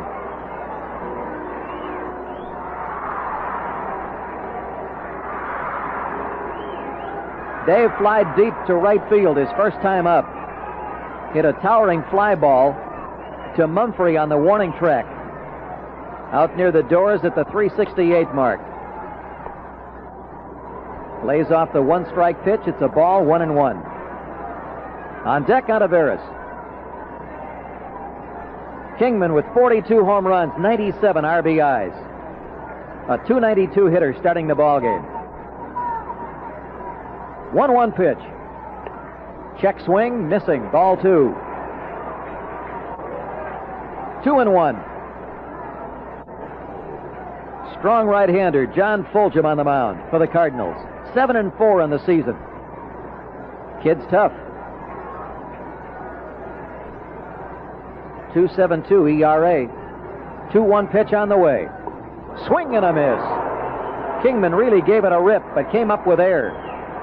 Count even at 2-2. Well, I tell you, this kid isn't afraid to challenge anybody. He rears back and pumps. 2-2 delivery. Swing and a miss. He got him on a breaking ball. It looked like a slider low and away, and that's it for the Cubs. They get a leadoff bunt single from Scott Thompson, but a double play and a strikeout, and that's it at the end of 4. It remains Cardinals 2, Cubs nothing. Right now, if you're getting ready to get your son or daughter off to college, you'll be glad to learn the Oldsmobile Cutlass can get you to Champaign, Urbana, and back on a single tank of gas. That's good news on a couple of counts. For one thing, it proves you don't have to settle for a small foreign car to get the driving range you need. And for another, it proves you don't have to sacrifice Oldsmobile luxury, comfort, or style for the sake of gas economy. The Cutlass was designed to stay on the road and away from the gas pump as long as possible. For example, its larger fuel capacity lets the Olds Cutlass go over 80 miles farther than the Volkswagen Rabbit. Cutlass EPA estimated MPG is 19. Use this number for comparisons. The actual mileage you get may be different. So visit your Chicagoland and Northern Indiana Oldsmobile dealer. Discover how Oldsmobile price, range, and average annual fuel cost compare to the small foreign car. Then you'll find out how we can make car buying a pleasure for you, even now. Weather is turning cooler. Leaves are changing color, and winter will soon be here. You know, there's still a spot where it's always summer. That's the Greenhouse Restaurant in Palatine. Surrounded by flowers and fountains, dine on delicious entrees such as veal Oscar, rack of lamb, or tempting seafood selections. And after dinner, enjoy the smooth sounds of the Oscar Lindsay Trio in the Greenhouse Lounge. Oh, it's an ideal spot for lunch, dinner, or Sunday brunch. So visit the Greenhouse in Palatine and let summer last a little longer. For reservations, phone 991-2110. 991-2110. Cub attack has left a lot to be desired so far today. And the Cardinals, who have not really ripped the cover off the ball, have been aided considerably by Dennis Lamp's inability to get the ball over the plate so much. He has walked 5 men, and that's not like him at all. 2, 3, and 4 men in the batting order here. Lou Brock, Keith Hernandez, and Ted Simmons. Brock takes him, and the first pitch is in for a strike. Each team with 2 base hits. Brock twice is grounded out. Lamp delivers, fastball swung on, drive into left-hander field, a base hit for Brock. Martin, moving quickly to his right, limits the veteran to a single.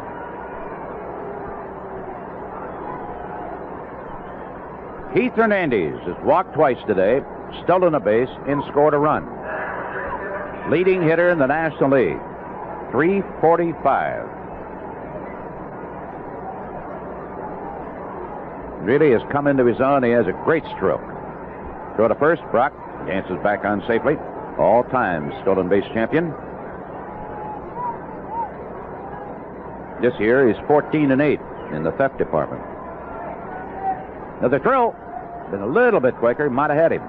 Dance back on in time. It might be Willie Hernandez starting here tomorrow for the Cubs, or maybe Doug Capella. There he goes. Hernandez in the hit and run. Swings a bouncing ball over the mound. DeJesus set to come back towards third. Backhands the ball. It's off his arm. And on the hit and run, the third time that Boyer has pulled it off today, it is an infield hit. Saw DeJesus breaking to cover at second base, and Hernandez went that way. Runners at first and second. Nobody out.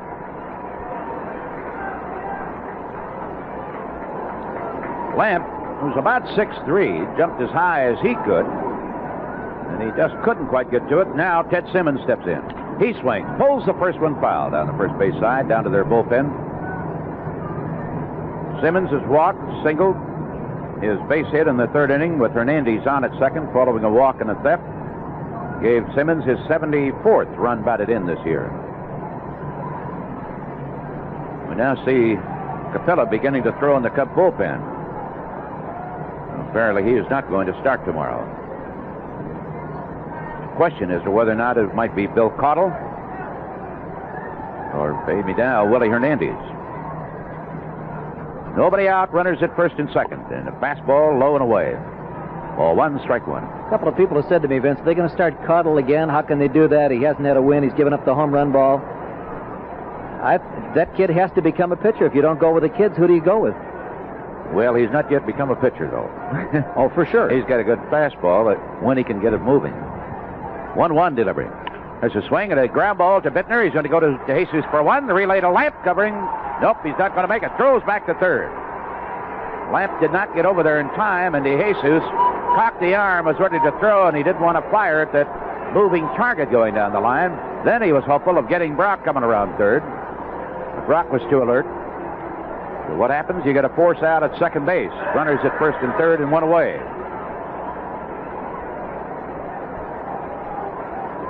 Fielder's choice for Simmons brings up Tony Scott. Let him go in the hit. And he grounded out, then flat out to center field. He's batting lefty, and he looks at a ball.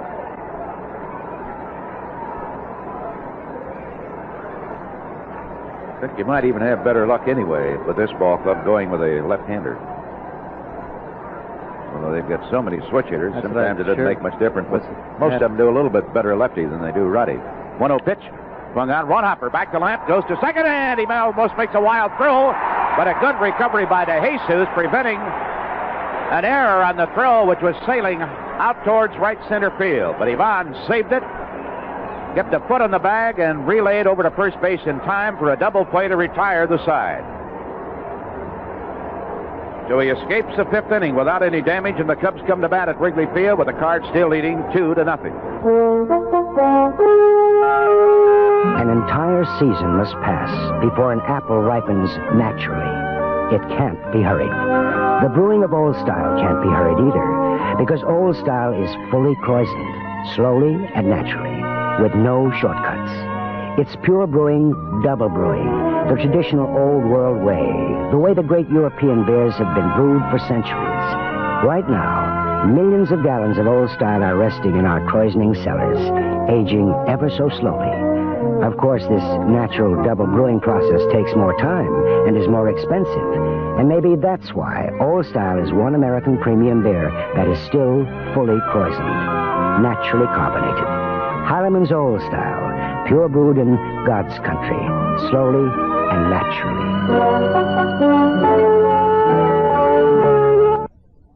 With you? Sun is trying to come out. The wind keeps bringing in a little cloud from time to time. Tall apartment buildings over by Lake Michigan. The sun is shining, but here it's overcast. Barris, Martin, and Tim Blackwell to face young John Fulgham. Right-hander delivers. Steve takes a fastball. It's in for a strike. Don't think he's yet thrown his palm ball. He hasn't had to. He has a palm ball? Yep. 0-1 delivery. Swung out, he gets under it, fouls it back out of play. I don't think I've heard about somebody throwing a palm ball since Jim Constanti did it when I was a kid. Don't you remember Dave Justy? He had a pretty fair one.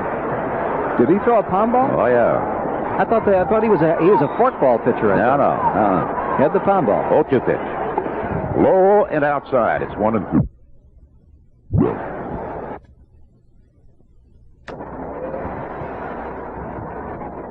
Come on, Steve. Let's get going here.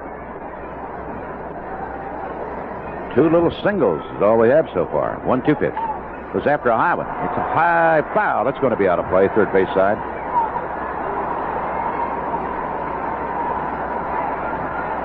Kind of anxious to see Carl Pagel one of these days in that lineup, see what he can do. He was the most valuable player in the American Association. Pounded out 39 homers. 1-2 pitch, swung on. There's one high and deep down the right field line. If the wind doesn't push it foul, it is a foul ball. Son of a gun. Steve Barris looked like he had his 5th home run of the year. But that wind pushing in from left to right, more now than it is from straightaway center, moved the doggone thing foul. It's a long, long strike on him. 1-2. Man, I thought he hit it.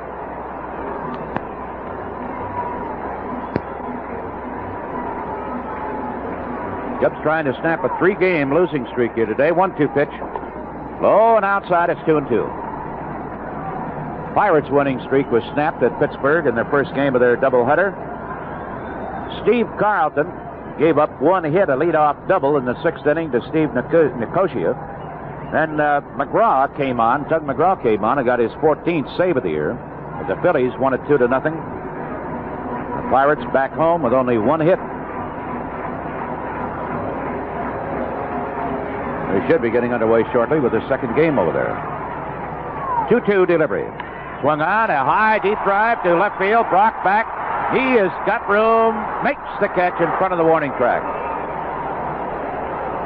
When you get it up in the air to left field here today, you might as well forget it. The wind is too strong.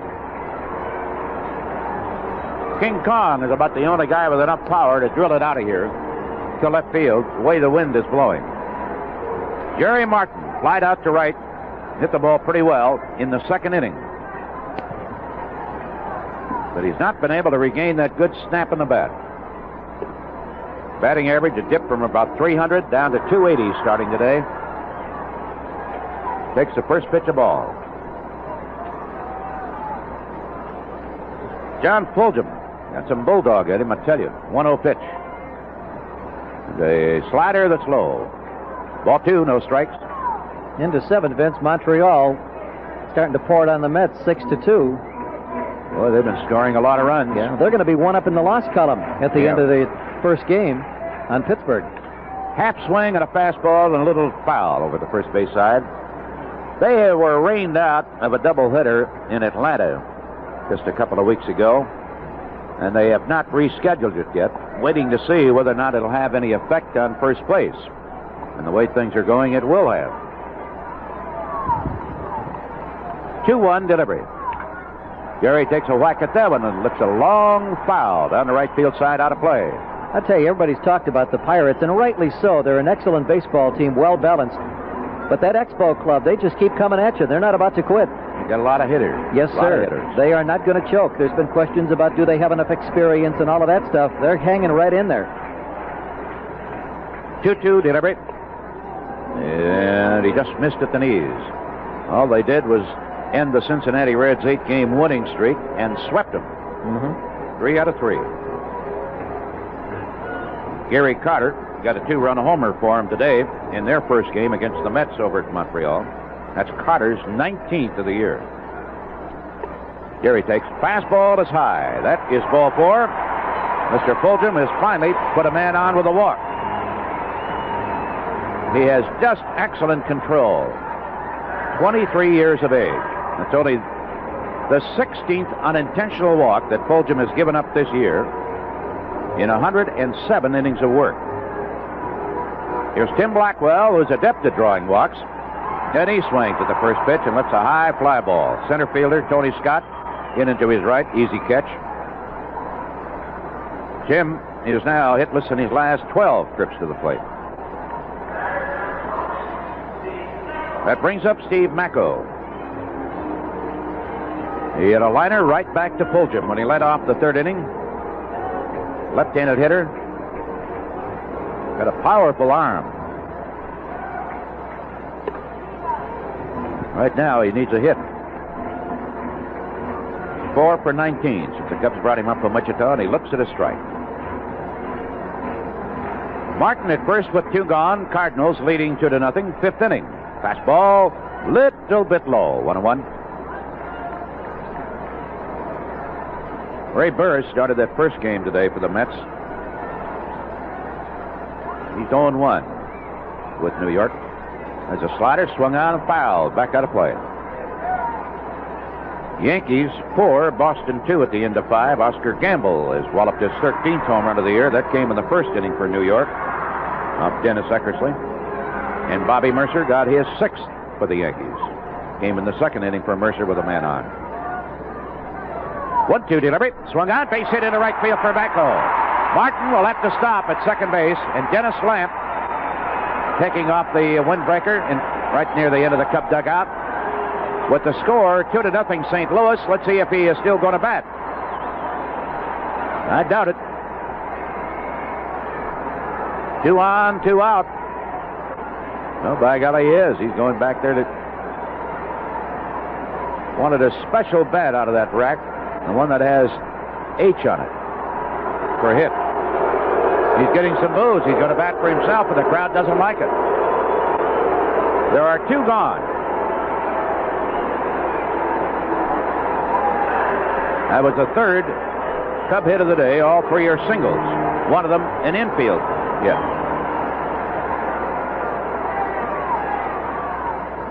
Dennis takes and Fulgham is outside, ball 1.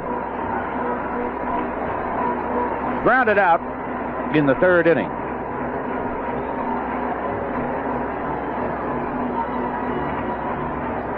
Better help your own cause, Dennis. Fulgham checks the runner, Martin, delivers. Dennis swings mightily, and he's late on the fastball. Long foul down the right field side, out of play. 1-1.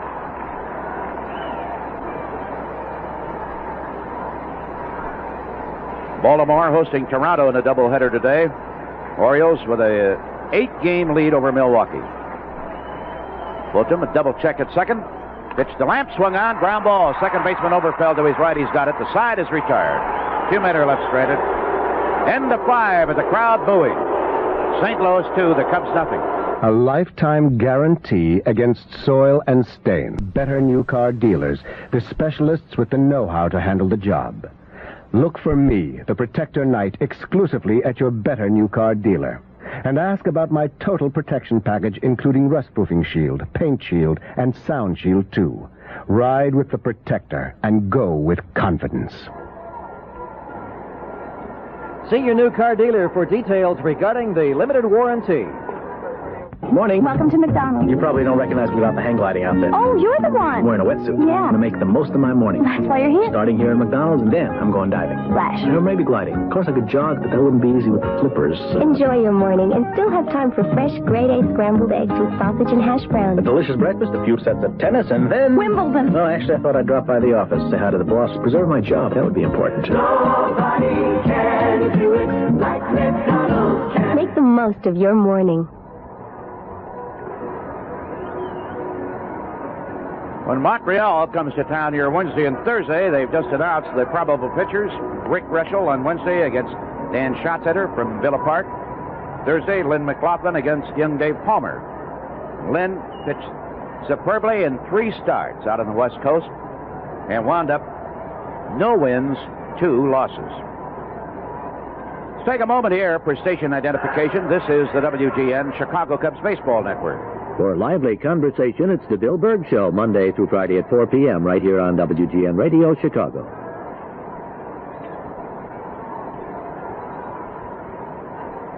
Switch hitter, Jerry Mumphrey leading off, and Dennis's first pitch breaks too low. Ball 1. Mumphrey has walked, grounded out when they put on the hit and run in the 3rd inning.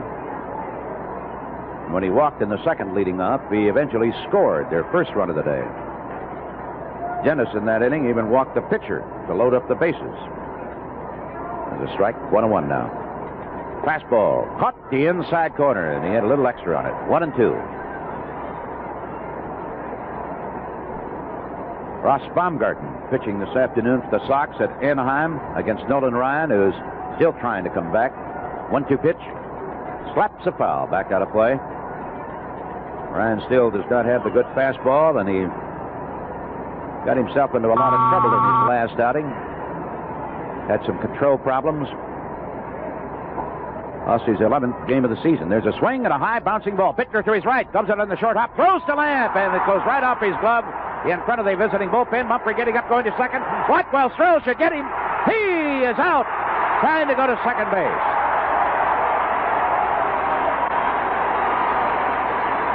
Now Maxwell beefing down there with Lee Wire, the first base umpire, may be claiming some interference with his base runner against Dennis Lamp. Bittner made a tough short hop on that ball, whirled and threw to Lamp. The ball hit Lamp's glove. And he's charged with an error permitting the runner to reach. Then Blackwell alertly backing it up, grabbed the ball. Mumphrey trying to go to second.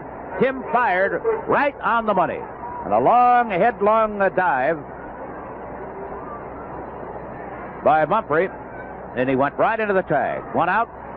Getty Reed steps in, and a strike on him.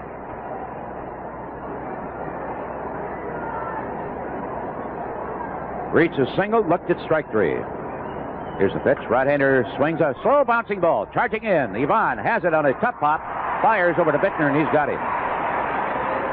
At home and on artificial surfaces, many of the Cardinals chopped down on that ball, and they wind up with some bad hop singles or high hop singles on artificial surfaces. They're trying to employ the same tactics here at Wrigley Field, but the ball is not bouncing high enough for them. Ken Overfell, a left-hander from way down in the southern part of the state, steps in and he takes the ball. Reached on a fielder's choice. Vaughn made a super play on him in the 2nd to get the force at second base. Then he popped up to Jesus. Here's a swing. One hopper, Ivan to his left. He has it. Rifles a throw to Bittner in time. And he had to hurry on that one. No runs, an error in the inning. Nobody left on. Cubs come to bat at the end of 5 1/2. The Cards leading 2-0. General Finance, friendly Bob Adams. Bob, it's Bruce Russell, and I'm ready to go with an auto loan. Good. We'll be happy to arrange it. You know, Bob, a lot of guys buy on impulse, but I shop around, you know. Well, you should. A car is an important decision. Took my time, gave it a lot of thought, and I know exactly what I want. What are you getting? I'm getting the two-tone headrest, ashtrays front and back, and fully upholstered trunk. I meant what kind of car are you buying? Bob, next time you see me, I'll be driving a sporty DeSoto runabout. Bruce, I don't think they make that car anymore. My second choice is the ever-popular Packard Coupe. Bruce, I hate to say this, but... Hopmobile? No. Broadway Limited? That's a train. Well, let me look through this World's Fair catalog again. Pierce Arrow, Nash Road. When you need financial assistance, General Finance has a plan to fit your needs.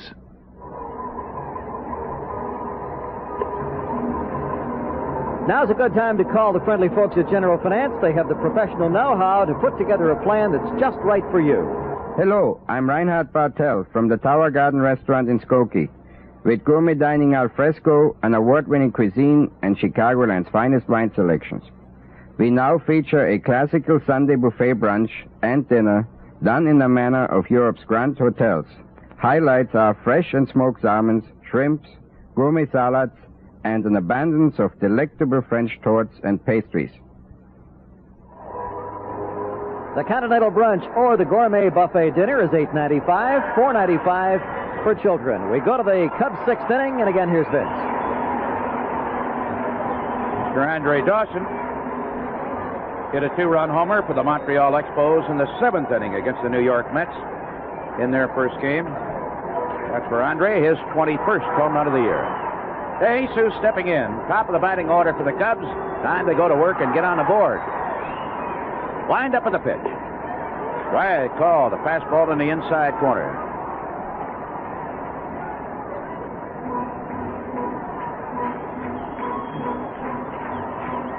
The rookie right-hander, John Fulton. And Ivan looks there. The ball outside. It's 1-1 on him.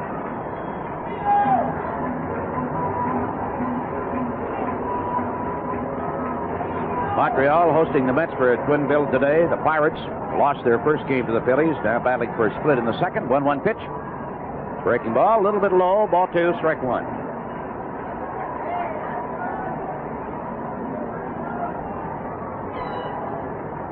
Detroit at Cleveland for a single one this afternoon. Andy Thornton is homered for the Tribe in that game. So is Hargrove. Fastball, it's too high. 3-1. Now Ron LaFleur has just hit one out for the Tigers with one on.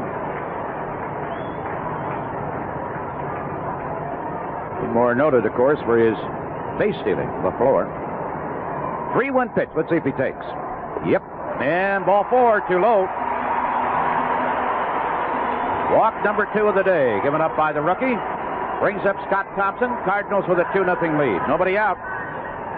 That with a little swinging bunch single leading off the fourth inning was rubbed out when Bittner hit into a double play.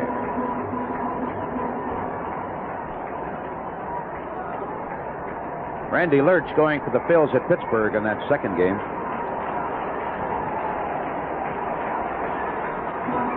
And Rooker for the Pirates. Here's the pitch. Swung on. Scotty. Ground ball to the shortstop. Could be another double play. Here's the relay. They got it. He hit it sharply to Templeton, over to Oberfeld, to Hernandez. Oh, does that hurt? 147 double plays now by the Cardinals. No, not today. But 2 of them today. Let's start today with 130.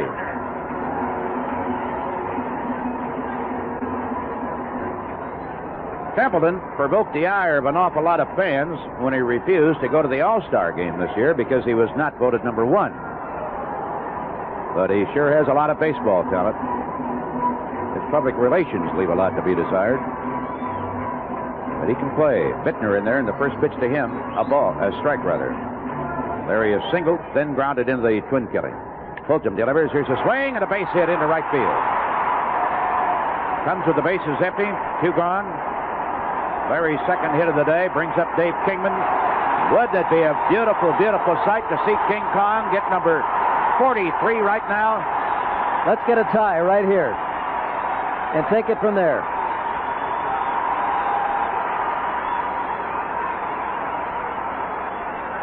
The shoulder is still giving him a lot of problems, but not so much that yesterday he couldn't hit one over the wall at Dodger Stadium. First pitch by Fulgham, and a ball too low. The second baseman, Oberfeld, is just in front of the outfield grass and about 6 feet over on the shortstop side. And Templeton is about 15 feet off the third baseline and right at the edge of the grass. Reach is very deep guarding the line. Outfield way around to the left. Fulgham into the stretch. Runner at first, the pitch. Low, ball 2.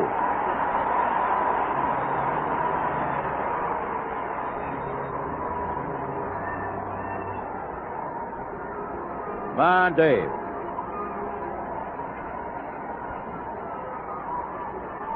With very foot out of there, hurting with that bad back. Pretty much up to Kingman to hit it out of here. Not at this particular time, but he's about the only guy. At the ball outside, 3-0. Simmons wants to talk it over. I hope they turn him loose here on 3-0. Might as well. Sure. That's what Simmons is probably reminding the kid right now. Listen, he's been known to hit it up to Winnetka on 3-0, my man. Take it easy. Fulgham says, what's a Winnetka? Is he on our squad? Did we just bring him up? Come on, Joey. Turn him loose. Turn him loose. King Kong with a count of 3-0. 2-0 St. Louis. Runner at first. The pitch swung on, and a ground ball to Templeton shortstop. He's got it. Lobs one over to second base in time for the out. He went after it. Make him a good take. sinking fastball. Make him take, Joe. Nothing works. Nothing. Not about that. We're going to walk and a single in the inning, with no runs, and leave one man on. End of 6. St. Louis still leading 2-0. What's the difference in average annual fuel cost between the Olds Delta 88 and the Toyota Celica GT? Nothing. That's right. According to the most recent edition of the EPA Gas Mileage Guide, the two cars have the identical average annual fuel cost. But Olds Delta 88, with its larger fuel capacity, can go 160 miles farther than the Toyota on a single tank of gas. And these days, that could mean the difference between visiting your parents in Dubuque and just phoning them. Delta 88 EPA estimated MPG is 18. Use this number for comparisons. The actual mileage you get may be different. Look, the point is, why sacrifice all the luxury, style, and performance that make an Oldsmobile an Oldsmobile when you can get all that, plus sensible fuel economy in an Olds Delta 88? Visit your Chicagoland and Northern Indiana Oldsmobile dealer today. Find out how your gallant men of Olds can make car buying a pleasure for you, even now. It's like biting into a luscious, fresh strawberry. Only half the sugar. It's like spreading a bright, juicy orange on your toasted muffin. Only half the sugar. Introducing Smucker's new low-sugar spreads. Half the sugar of regular jams and jellies and all the fruit. No artificial sweeteners. Low-sugar spreads full of Smucker's fresh-picked goodness. It's like a whole bunch of grapes right on my sandwich. Only half the sugar. Good. With a name like Smucker's low-sugar spreads, it has to be good.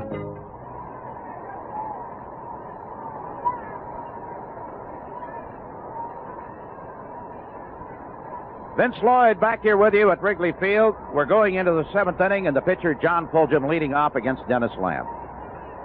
Boy, oh boy. What a weak attack. Here's a swing, and he hits one out to the second baseman. Up with it. Steve Macko, Fulgham, out easily. Where, oh where is that Cub power gone, huh? 1 run, 2 runs, 1 run, 3 runs, once in a while 4 runs. And so far today, nothing. Here's Gary Templeton, 0 for 3 so far. Reached once on a fielder's choice and still, and the first pitch to him is a ball, too low. Wind up by Dennis, fastball outside, 2-0. Montreal at the end of 8 innings of play, leading the New York Mets 7-2 at the end of 8. 7-2 Expos. 2-0 delivery. Gets one fouled on the left field line, out of play. Cincinnati plays at Atlanta tonight, the Giants at San Diego, and the Dodgers at Houston tonight in the National League. Phillies won the first game. Here's a swing, bouncing ball to Macko at second. Templeton just jogging down the line. Just now reaches first base. When he figures it's pretty much of a sure out on a ground ball, Templeton sure doesn't waste his strength. He just jogs down the line.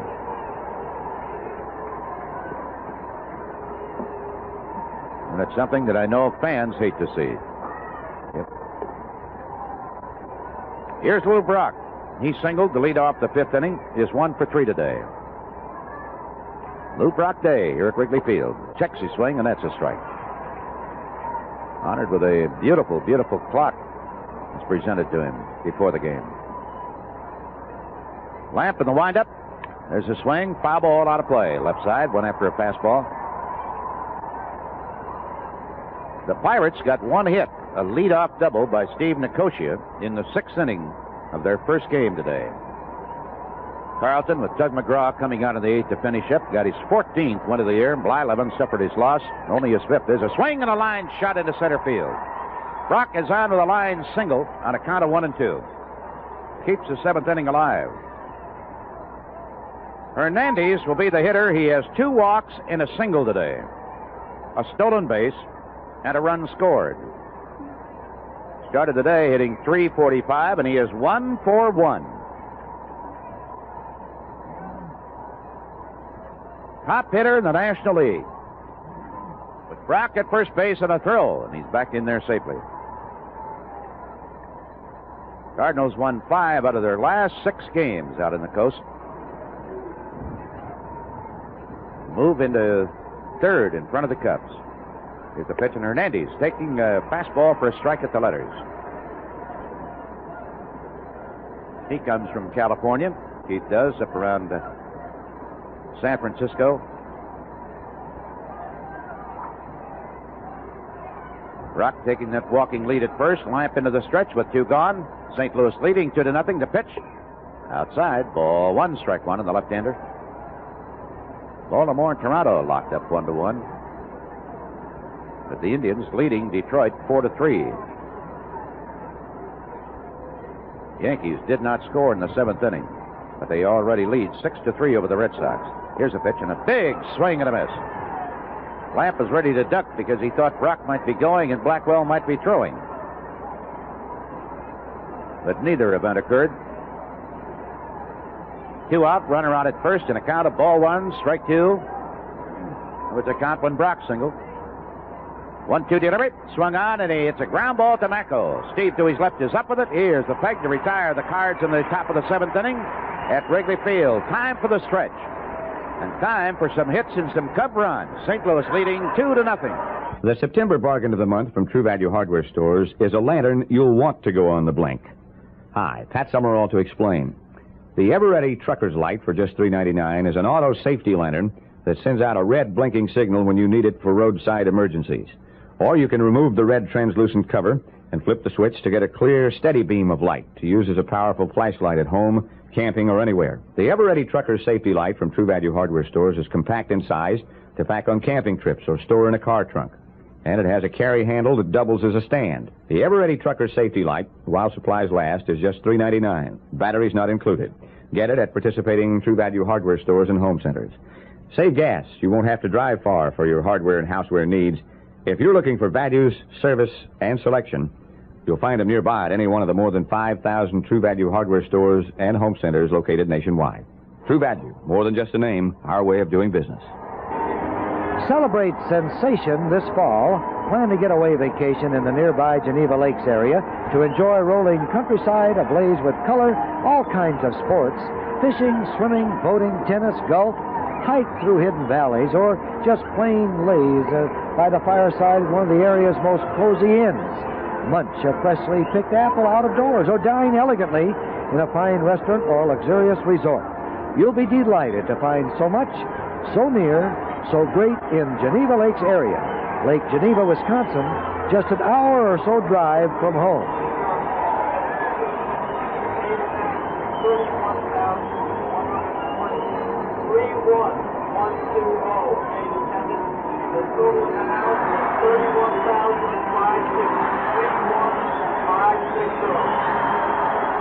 Crowd today in this Labor Day holiday paid $31,120. Let's see if the Cubs can really give them something to cheer for.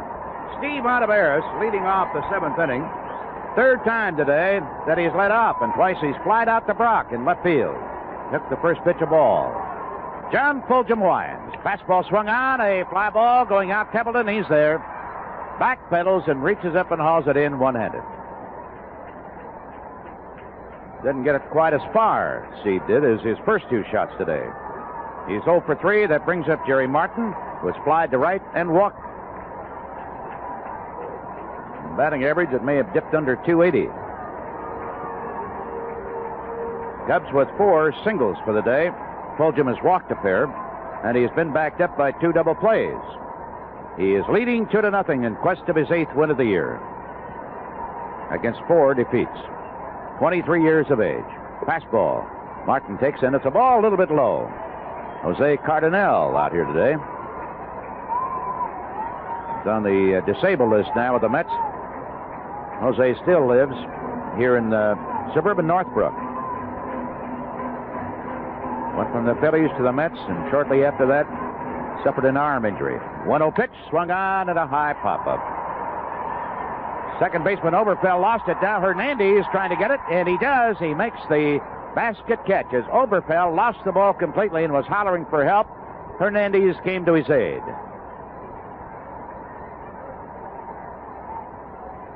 Jerry with a high pop-up to the first baseman. The bases are empty, and Tim Blackwell due to hit. We're going to have a pinch hitter for him. Press radio and TV. Pinch hitting for Tim Blackwell. Number 17, Kurt Siebert. Kurt Siebert. It's shown him wearing 56, but he is wearing number 17. Kurt just up from Wichita. An infielder. Credentials include a pretty good glove. Not sure what he was hitting when the Cubs brought him up. And we're not going to find out from any of the releases we have here. He brought us up to date on Bruce Kim. Probably somewhere back in the office. We've got what Siebert hit at Wichita. He is not a power hitter. Left-handed batter. Batting for Blackwell. Fulgham delivers. Siebert. Very slender blonde. Takes a strike. Fastball.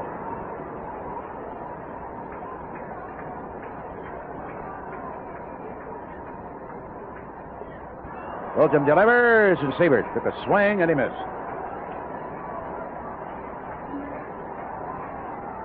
In the on-deck circle is Steve Macko.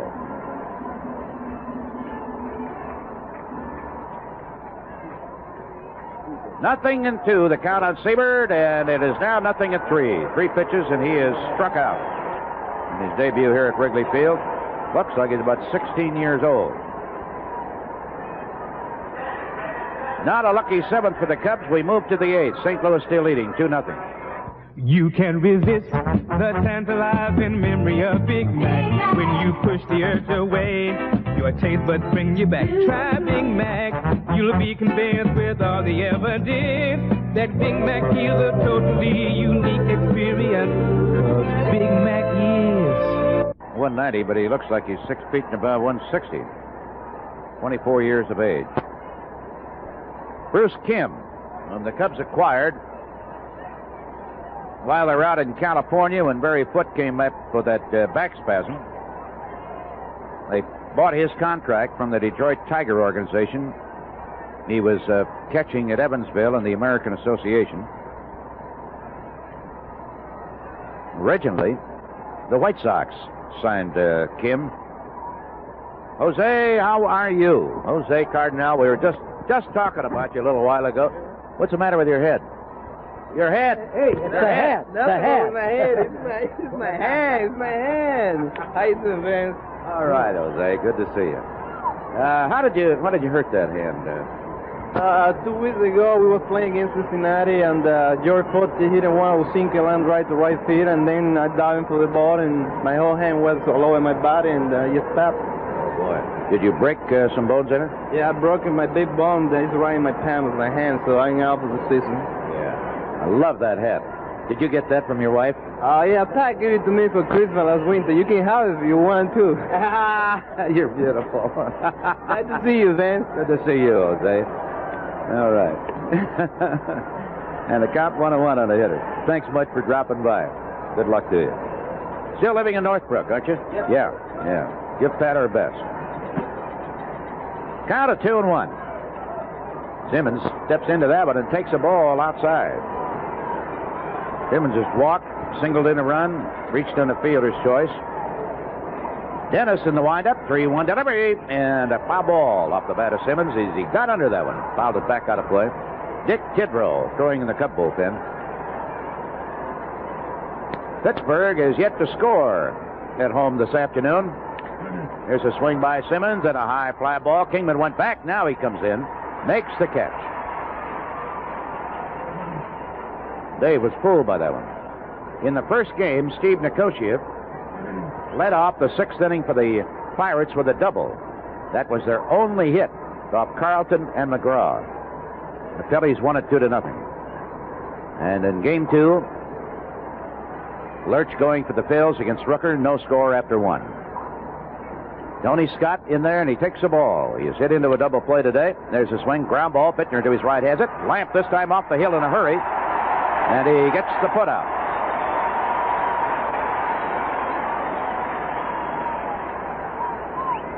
Bittner fed him perfectly. Bases are empty for Jerry Mumphrey, who has been on base twice today. Walked and scored, leading off the second inning. And grounded out in the third, and he reached on Lamp's error when he couldn't hold on to the ball in the sixth inning. But fortunately for the Cubs, Mumphrey tried to go to second. And Blackwell, alertly backing it up, fired perfectly to DeJesus, and Mumphrey was out at second base. And the ball a little bit low. Ball one, strike one. Cub attack has been virtually nil here today. 4 singles. 1-1 pitch. Swung on. There's a line shot into left field, a base hit. Mumphrey just jogs down the line, content with a single. While the Cardinals finished up at San Diego yesterday afternoon, their charter brought them into Chicago about 11 o'clock last night. Cubs had a longer game at Los Angeles, and their plane was delayed coming back. They touched down about 2:15 this morning. There's a pitch that knocks Reach down. Flings the bat away. Gets up, looks down to Jack Crow coaching at third. Mumphrey was not going on it. They have 2 stolen bases here today. 92 now for the year for the Cards. Lamp into the stretch. Mumphrey doesn't go. Reach a big swing and a miss on a breaking ball. Snap through. First base almost surprised Bittner more than it did Mumphrey. But he recovered in time to grab it backhanded. It's the first time we've seen this youngster throw. Yep. Kim. Supposed to have a pretty good arm. Wonder if Mumphrey may test it here. Lamp into the stretch. Mumphrey doesn't go. Reach swings and a high fly ball right field. Way over for to Scott Thompson, and he stays with it and grabs it. Had the glasses down at the right time and made a one-handed catch going towards the right field wall. A 2-out single by Mumphrey, who was left stranded. The Cubs come to bat in the bottom of the 8th inning. Cards still leading 2-0. General Finance, Bob Adams. Is this friendly Bobby, baby? Yes. Sheldon Post socking it to you, Bob. You all right, Mr. Post? Like, yeah, just doing my bag, Bob. You're what? Or is it, hold on, insurance is my bag, music is my thing. Yeah, make that doing my thing, Bob. What thing is that? Groovy sound from the tuba, Bob. You play a tuba? Well, my son talked me into going out and doing gigs with his combo, see? Gigs? Yeah, that's musicians talk for a booking. I know. Well, I need a loan for a station wagon, Bob. For the tuba? Right, and the speakers, too. Speakers on a tuba? Only electric tuba in town, Bob, and it's a real blast. Get it, blast? Mm-hmm. See, that's musicians. I know. Well, about the bread for the station wagon, you can always get a little help from a friend at General Finance. What does bread have to do with anything, Bob? Well, you see, Chicago bread. area offices, including Naperville. Borrow up to $10,000, or for a large homeowner's loan, call Andover 32020. Say, remember what last winter did to your car? Call the original Pierce Builders at 530-1900 and protect your car. Add value to your home, too. Call 530-1900 for a free estimate. Builders of quality garages since 1959. See the original Pierce Builders full-size garage models at 4 garage parks. Des Plaines, Calumet City, Elmhurst, Maryville. That's Maryville, Indiana. Call 530-1900. That telephone number, 530-1900.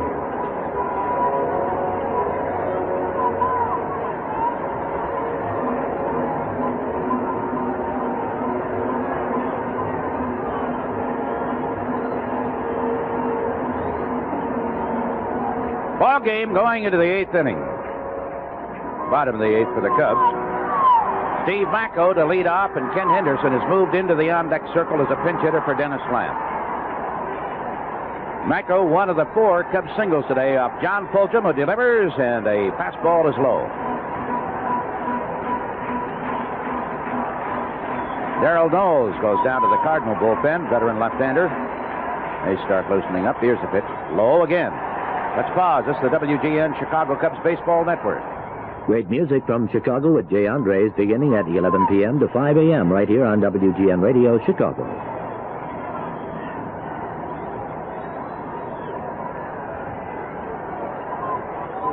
Simmons went out to get on the rookie pitcher. Ball 2, no strikes. Young Steve Macko. Fulgham winds. Macko takes the strike. Fastball away. Cubs brought Macko up from Wichita. He is 5 for 20. 2-1 delivered. Fastball low and outside. 3-1.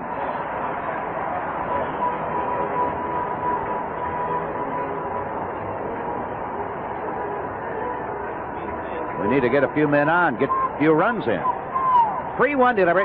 It takes, and it's a strike. Full count.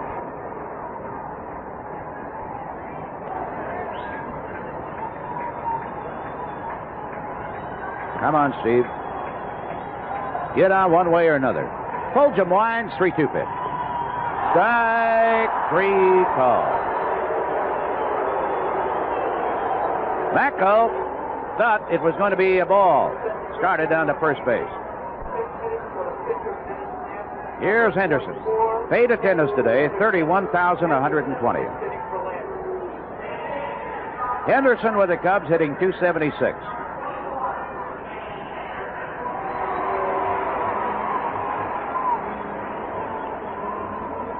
.16 hits, 2 of them homers. Batting left-handed. Dave Geisel, just recalled from Wichita, left-hander, throwing in the Cub bullpen along with Dick Tittrow. Henderson takes a ball. Oh, we haven't done a thing. There's a pitch and a ball too low. Former Red Cloud president Pete Longy out here today and tells us a sad incident. A young man from Cary, Illinois, great Cub fan, 8-year-old Mark Greenwald, had planned to be here today. Couldn't because of the strike call. An accident. He was hit in the eye with a dart from a dart gun. Boy, those things are dangerous. Mark Greenwald is due to be released from the hospital at the end of the week. And we hope there'll be no permanent eye damage. Young men get out here and see a lot of Cub ball games in the future. 2-1 pitch. That's a ball outside. 3-1 on him. All of a sudden, Fulgham, who got behind on Macko and then got him looking at strike 3, is behind on Henderson. 3-1.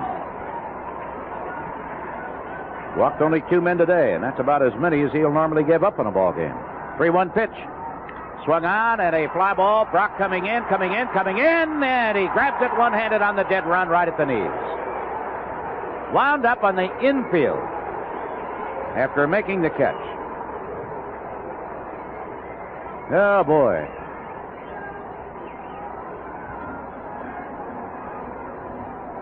Here's Ivan De Jesus, who walked and then was rubbed out on a double play ball. He's 0 for 2 officially today.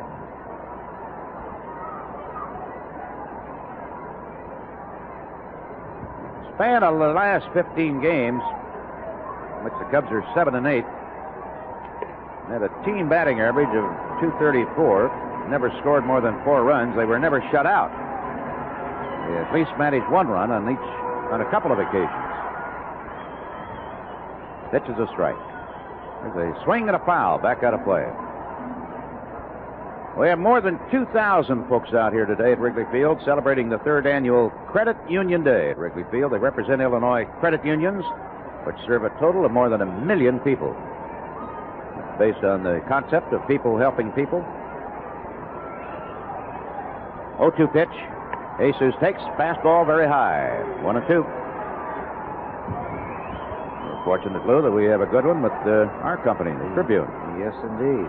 But they may stop down and pay them a visit tomorrow. Well, they better pay me a visit. We just got off the road. Ball in too close. Make a little phone call down there.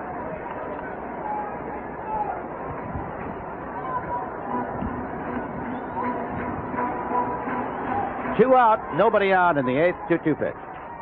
Jammed him with a fastball, and Ivan fouled it back out of play. The Expos won their first game from the New York Mets 7-2. And the Phillies defeated the Pirates in their first game 2-0. White Sox are not off to a great start either. Angels hit them with 3 runs in the first inning. Baumgarten, Nolan Ryan trying to come back for the Angels. On the hill on that one, there's a swing, and he slaps a ground ball to reach the third. Here's the peg. 1-2-3 in the 8th inning. Man, oh man. We're going into the 9th on this Labor Day at Wrigley Field with a cool breeze coming in from Lake Michigan, and it sure has cooled off the Cub bats. Cardinals leading 2-0. Mustachioed veteran right-hander, Big Dick Tidrow. Finishing his warm-up tosses, he'll be facing the 8th man in the Cardinal batting order, Ken Oberfeld. Then the rookie pitcher, then the top of the batting order.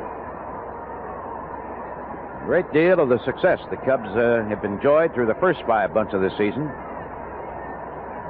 can be shared immensely by Dick. He has appeared in 51 ball games for the Cubs, has won 10, lost 3. 3 saves. Big fella delivers, and Oberfeld. Young blind left-hander takes, and it's a fastball high. And his earned run average is a dandy 2.25. The high kick in the pitch. Fastball for a strike. Well, the Pirates have finally celebrated this holiday with a run in the bottom of the 2nd inning of their 2nd game. They were shut out in the opener on 1 hit, 2-0. 1-1 delivery. Swung on. Well hit drive. Left field. Kingman on the run. And it goes into the box seats foul.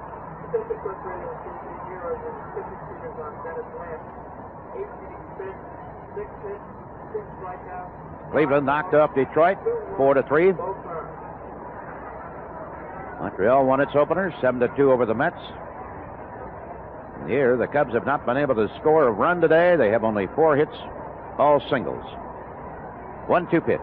Oberfeld swings, bounces one down to Bittner on the short hop, waves Tidrow away, steps in the bag, 1 out. And here comes John Fulgham, the rookie right-hander, who's gone the distance.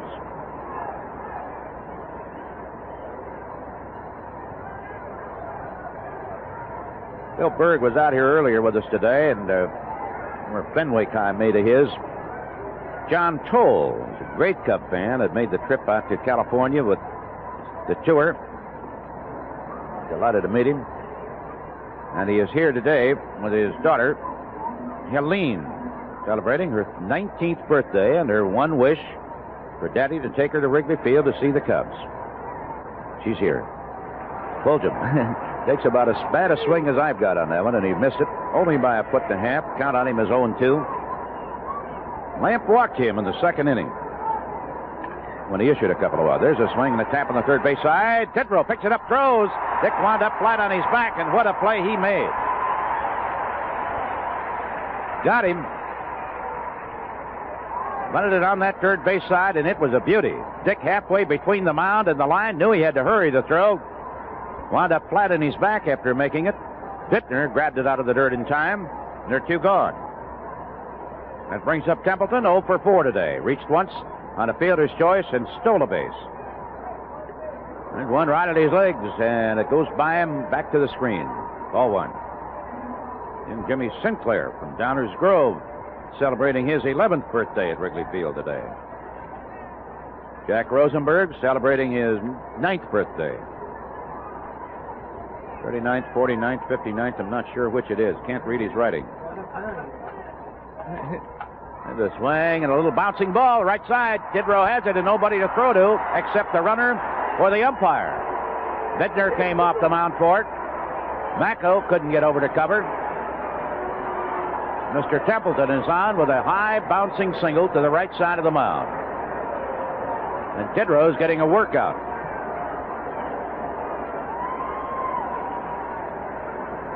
Let's see if Templeton will try to steal on him. when he stole in the second inning. It was his 22nd of the year. Lou Brock, who grounded out his first 2 times at bat, then singled into center field twice off Dennis Lamp steps in. Brock 2 for 4 here today. Honored before the ball game. A lot of the fans have had posters of Lou given to them by the Cubs when they came into the ballpark. Some 15,000 of them issued. Dick into the stretch. Let's see if Templeton goes. He does. Brock takes. Here's the peg by Kim. He is safe at second base. Good peg. Vaughn for a moment thought they had him, but he got a good jump, and he decoyed Tidrow pretty good. He was so relaxed looking down there at first. Might have thought he wasn't going to break, but he did. That's their 3rd successful steal today, and their 93rd of the year. They got legs, and I'm not talking about the kind you buy. Brock took it all away to help him. Strike 1 count on the veteran. Cardinals leading in the 9th inning, 2-0. 0-1 delivery and a big swing and a foul. Back out of play. Well, Mr. Pete Rose got his 4th home run of the year at Pittsburgh this afternoon. Came in the top of the 4th inning to tie up the second game. Bills won and the Pirates won. That's at the end of 2.5. The Phillies, I'll repeat, won the first game 2-0. The Pirates had 1 hit, a double. Tidrow delivers. Brock, a big swing and a bouncing ball down the first base line. Bittner, great stop, throws to Tidrow. Out, and what a play! You'll never see a better one. Bittner wound up on the seat of his pants in foul territory. He robbed Lou Brock of a base hit. He prevented a Cardinal run from scoring with an absolutely sensational play. A tremendous. Here's a fellow that just played third base for about his 3rd time this year. Yeah. And Bittner is getting an ovation from the crowd and handshake from his teammates. It was a blazing shot over first. You just knew it had to go for extra bases. And somehow Larry got it from the seat of his pants through to Tidrow, who came off the mound for the out. We go to the bottom of the 9th, and it's still the Cards 2 and the Cubs nothing. Summerall sent you. Scott Thompson leads off the 9th inning, and the rookie, big swing and a foul ball on the first pitch. In the on-deck circle is Larry Bittner. Boy, what a hand he's going to get. Scotty today, an infield single in the 4th, hit into a double play in the 6th, lined out his first time at bat. Cubs with only 4 singles off this rookie right-hander, John Fulgham. Winds, delivers, Thompson swings, and a high foul. It's going to be out of play, third base side. Cubs 3 outs away from suffering their 4th straight loss and dropping 2 games behind the Cardinals.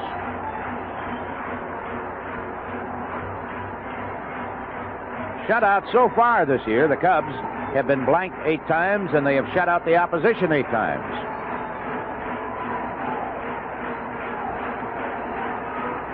Fulgham has just had the Cubs in his pocket all day.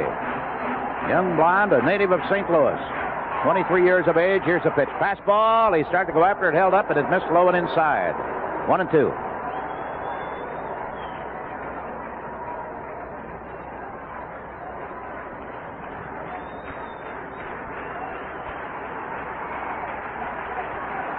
Fulgham has 2 shutouts already this year. It's rookie season. Going after his 8th win. He's lost 4. Here's a fastball swung on and a foul ball back out of play. It's been cool here today, and he has really kept his good stuff.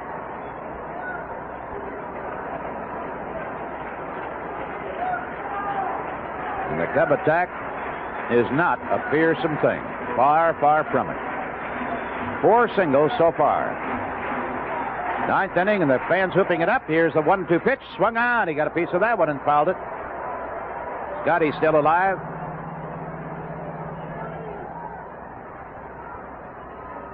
Got a poem here from a Cub fan. Idella Upton came in from Prophetstown with 3 busloads of Cub fans. I don't know whether they'll have time to read it. Greetings from Prophetstown. Vince and Lou, as announcers, what a great job you do. Oh, we got the important lines in anyway. 1-2 pitch. That may have been his foul ball, and he missed low, 2-2. We got up early, but not too bright. It really seemed like the middle of the night Drove 15 miles to get on the bus, number 1. We're on our way and having fun. Now it's up to the Cubs to win the game, and 3 busloads of fans will be glad we came. 2-2 pitch.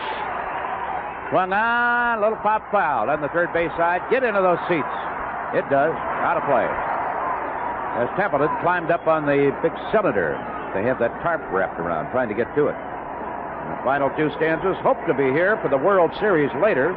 If not, the 1980 Cubs will be greater. Good poem. I know the reading was lousy. That never was my forte anyway. 31,000 fans at the ballpark, and they have yet to see a Cub run today. 2-2 delivery. Thompson swings, base hit, attaboy. Boy, he battled and battled that Fulgham. Fouled off about 4 pitches, and finally lines a single to open up the 9th inning.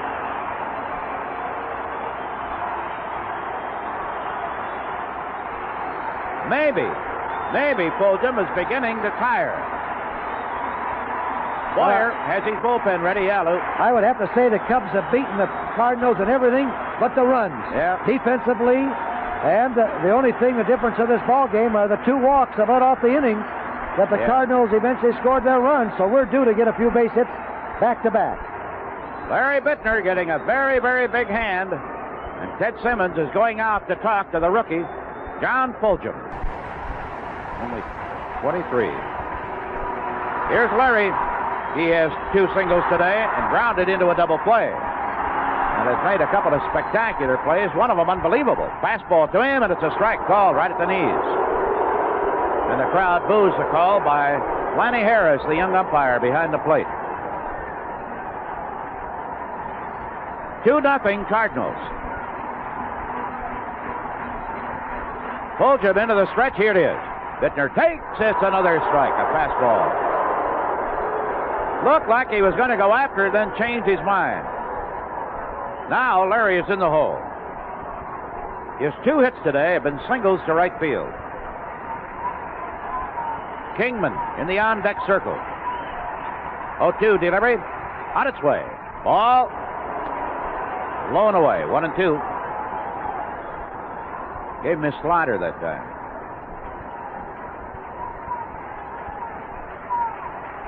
Thompson, good lead. Pitch swung on. He fouls that fastball out of play. Left side. He had a pretty good swing at it.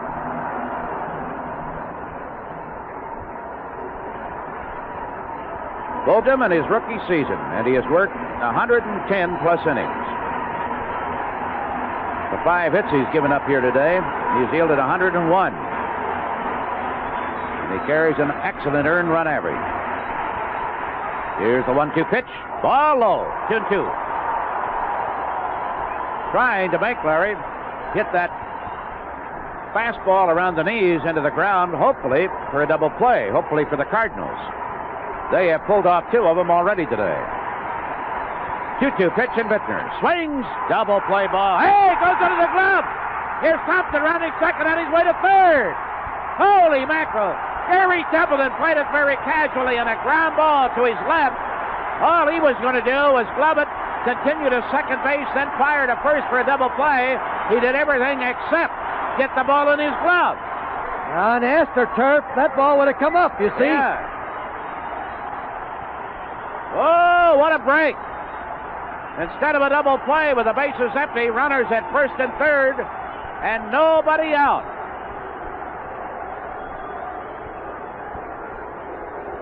Boy, he's a cool one down there, isn't he? Yes, he is. Kenny Boyer walking out to the mound for the first time today. He's just asking his pitcher if he's tired, how he feels. They still got good stuff. Simmons is there, too, in the conversation. He doesn't want any mistake now, and Boyer might want a fresh man to come in and to take care of, but he's going to let his pitcher go. He believes him. When Fulgham shook his head, no, he said, "Are you tired?" And he said, "No." We will have a pinch runner, Delaney, for Larry Bittner.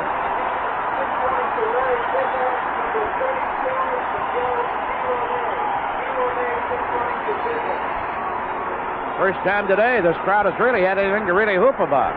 I think it's the first time we've had 2 men on base, isn't it? Well, the second time. Oh, yeah. We Second had him on in the fifth inning, but that was when Dennis Lamp was a hitter with 2 out. And the crowd booed when Herman left Lamp in to bat for himself, and he grounded out. Here is Dave Kingman, who with one swing of the bat would send everybody home just thrilled to death. Nobody out. Fulgham's pitch. Swung on.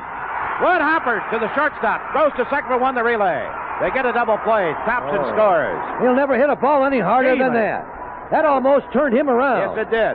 He was so deep and only about 15 feet off the foul line, Templeton was, and Kingman hit a blistering shot on 1 hop.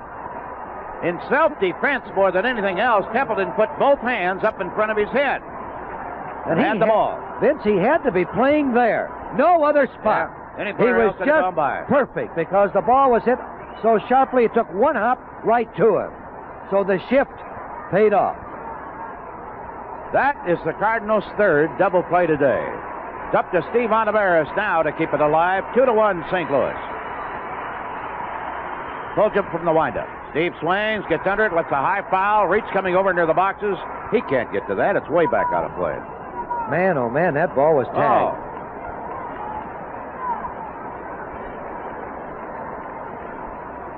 Ooh, I just wish it had been up in the air about 6 feet. Oh, man. That had to hit an apartment building. Cross wavelength. Fulgham winds on a bear swings. Ground ball. Second baseman to his right. Overfell has it. Throws. The game is over.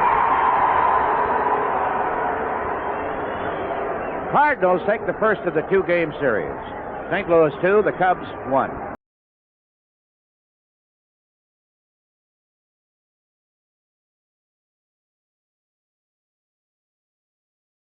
Radio is Chicagoland's favorite radio station. For well over 50 years, WGN Radio has grown up with you and your families, and that's why we try and please every member of the family. Chicagoans start their day with Wally Phillips and Roy Leonard. Wally and Roy, WGN's 1-2 punch. Wally will put a smile on your face each morning and start your brain a-thinking with an Ellery Queen mystery, a fun look at the daily horoscope, and all the latest news, weather, and sports. All the ingredients to start your day off right. Following Wally, Roy Leonard talks to you about what's happening in music, movies, sports, and the theater. If it's happening in Chicago, Roy Leonard will let you know.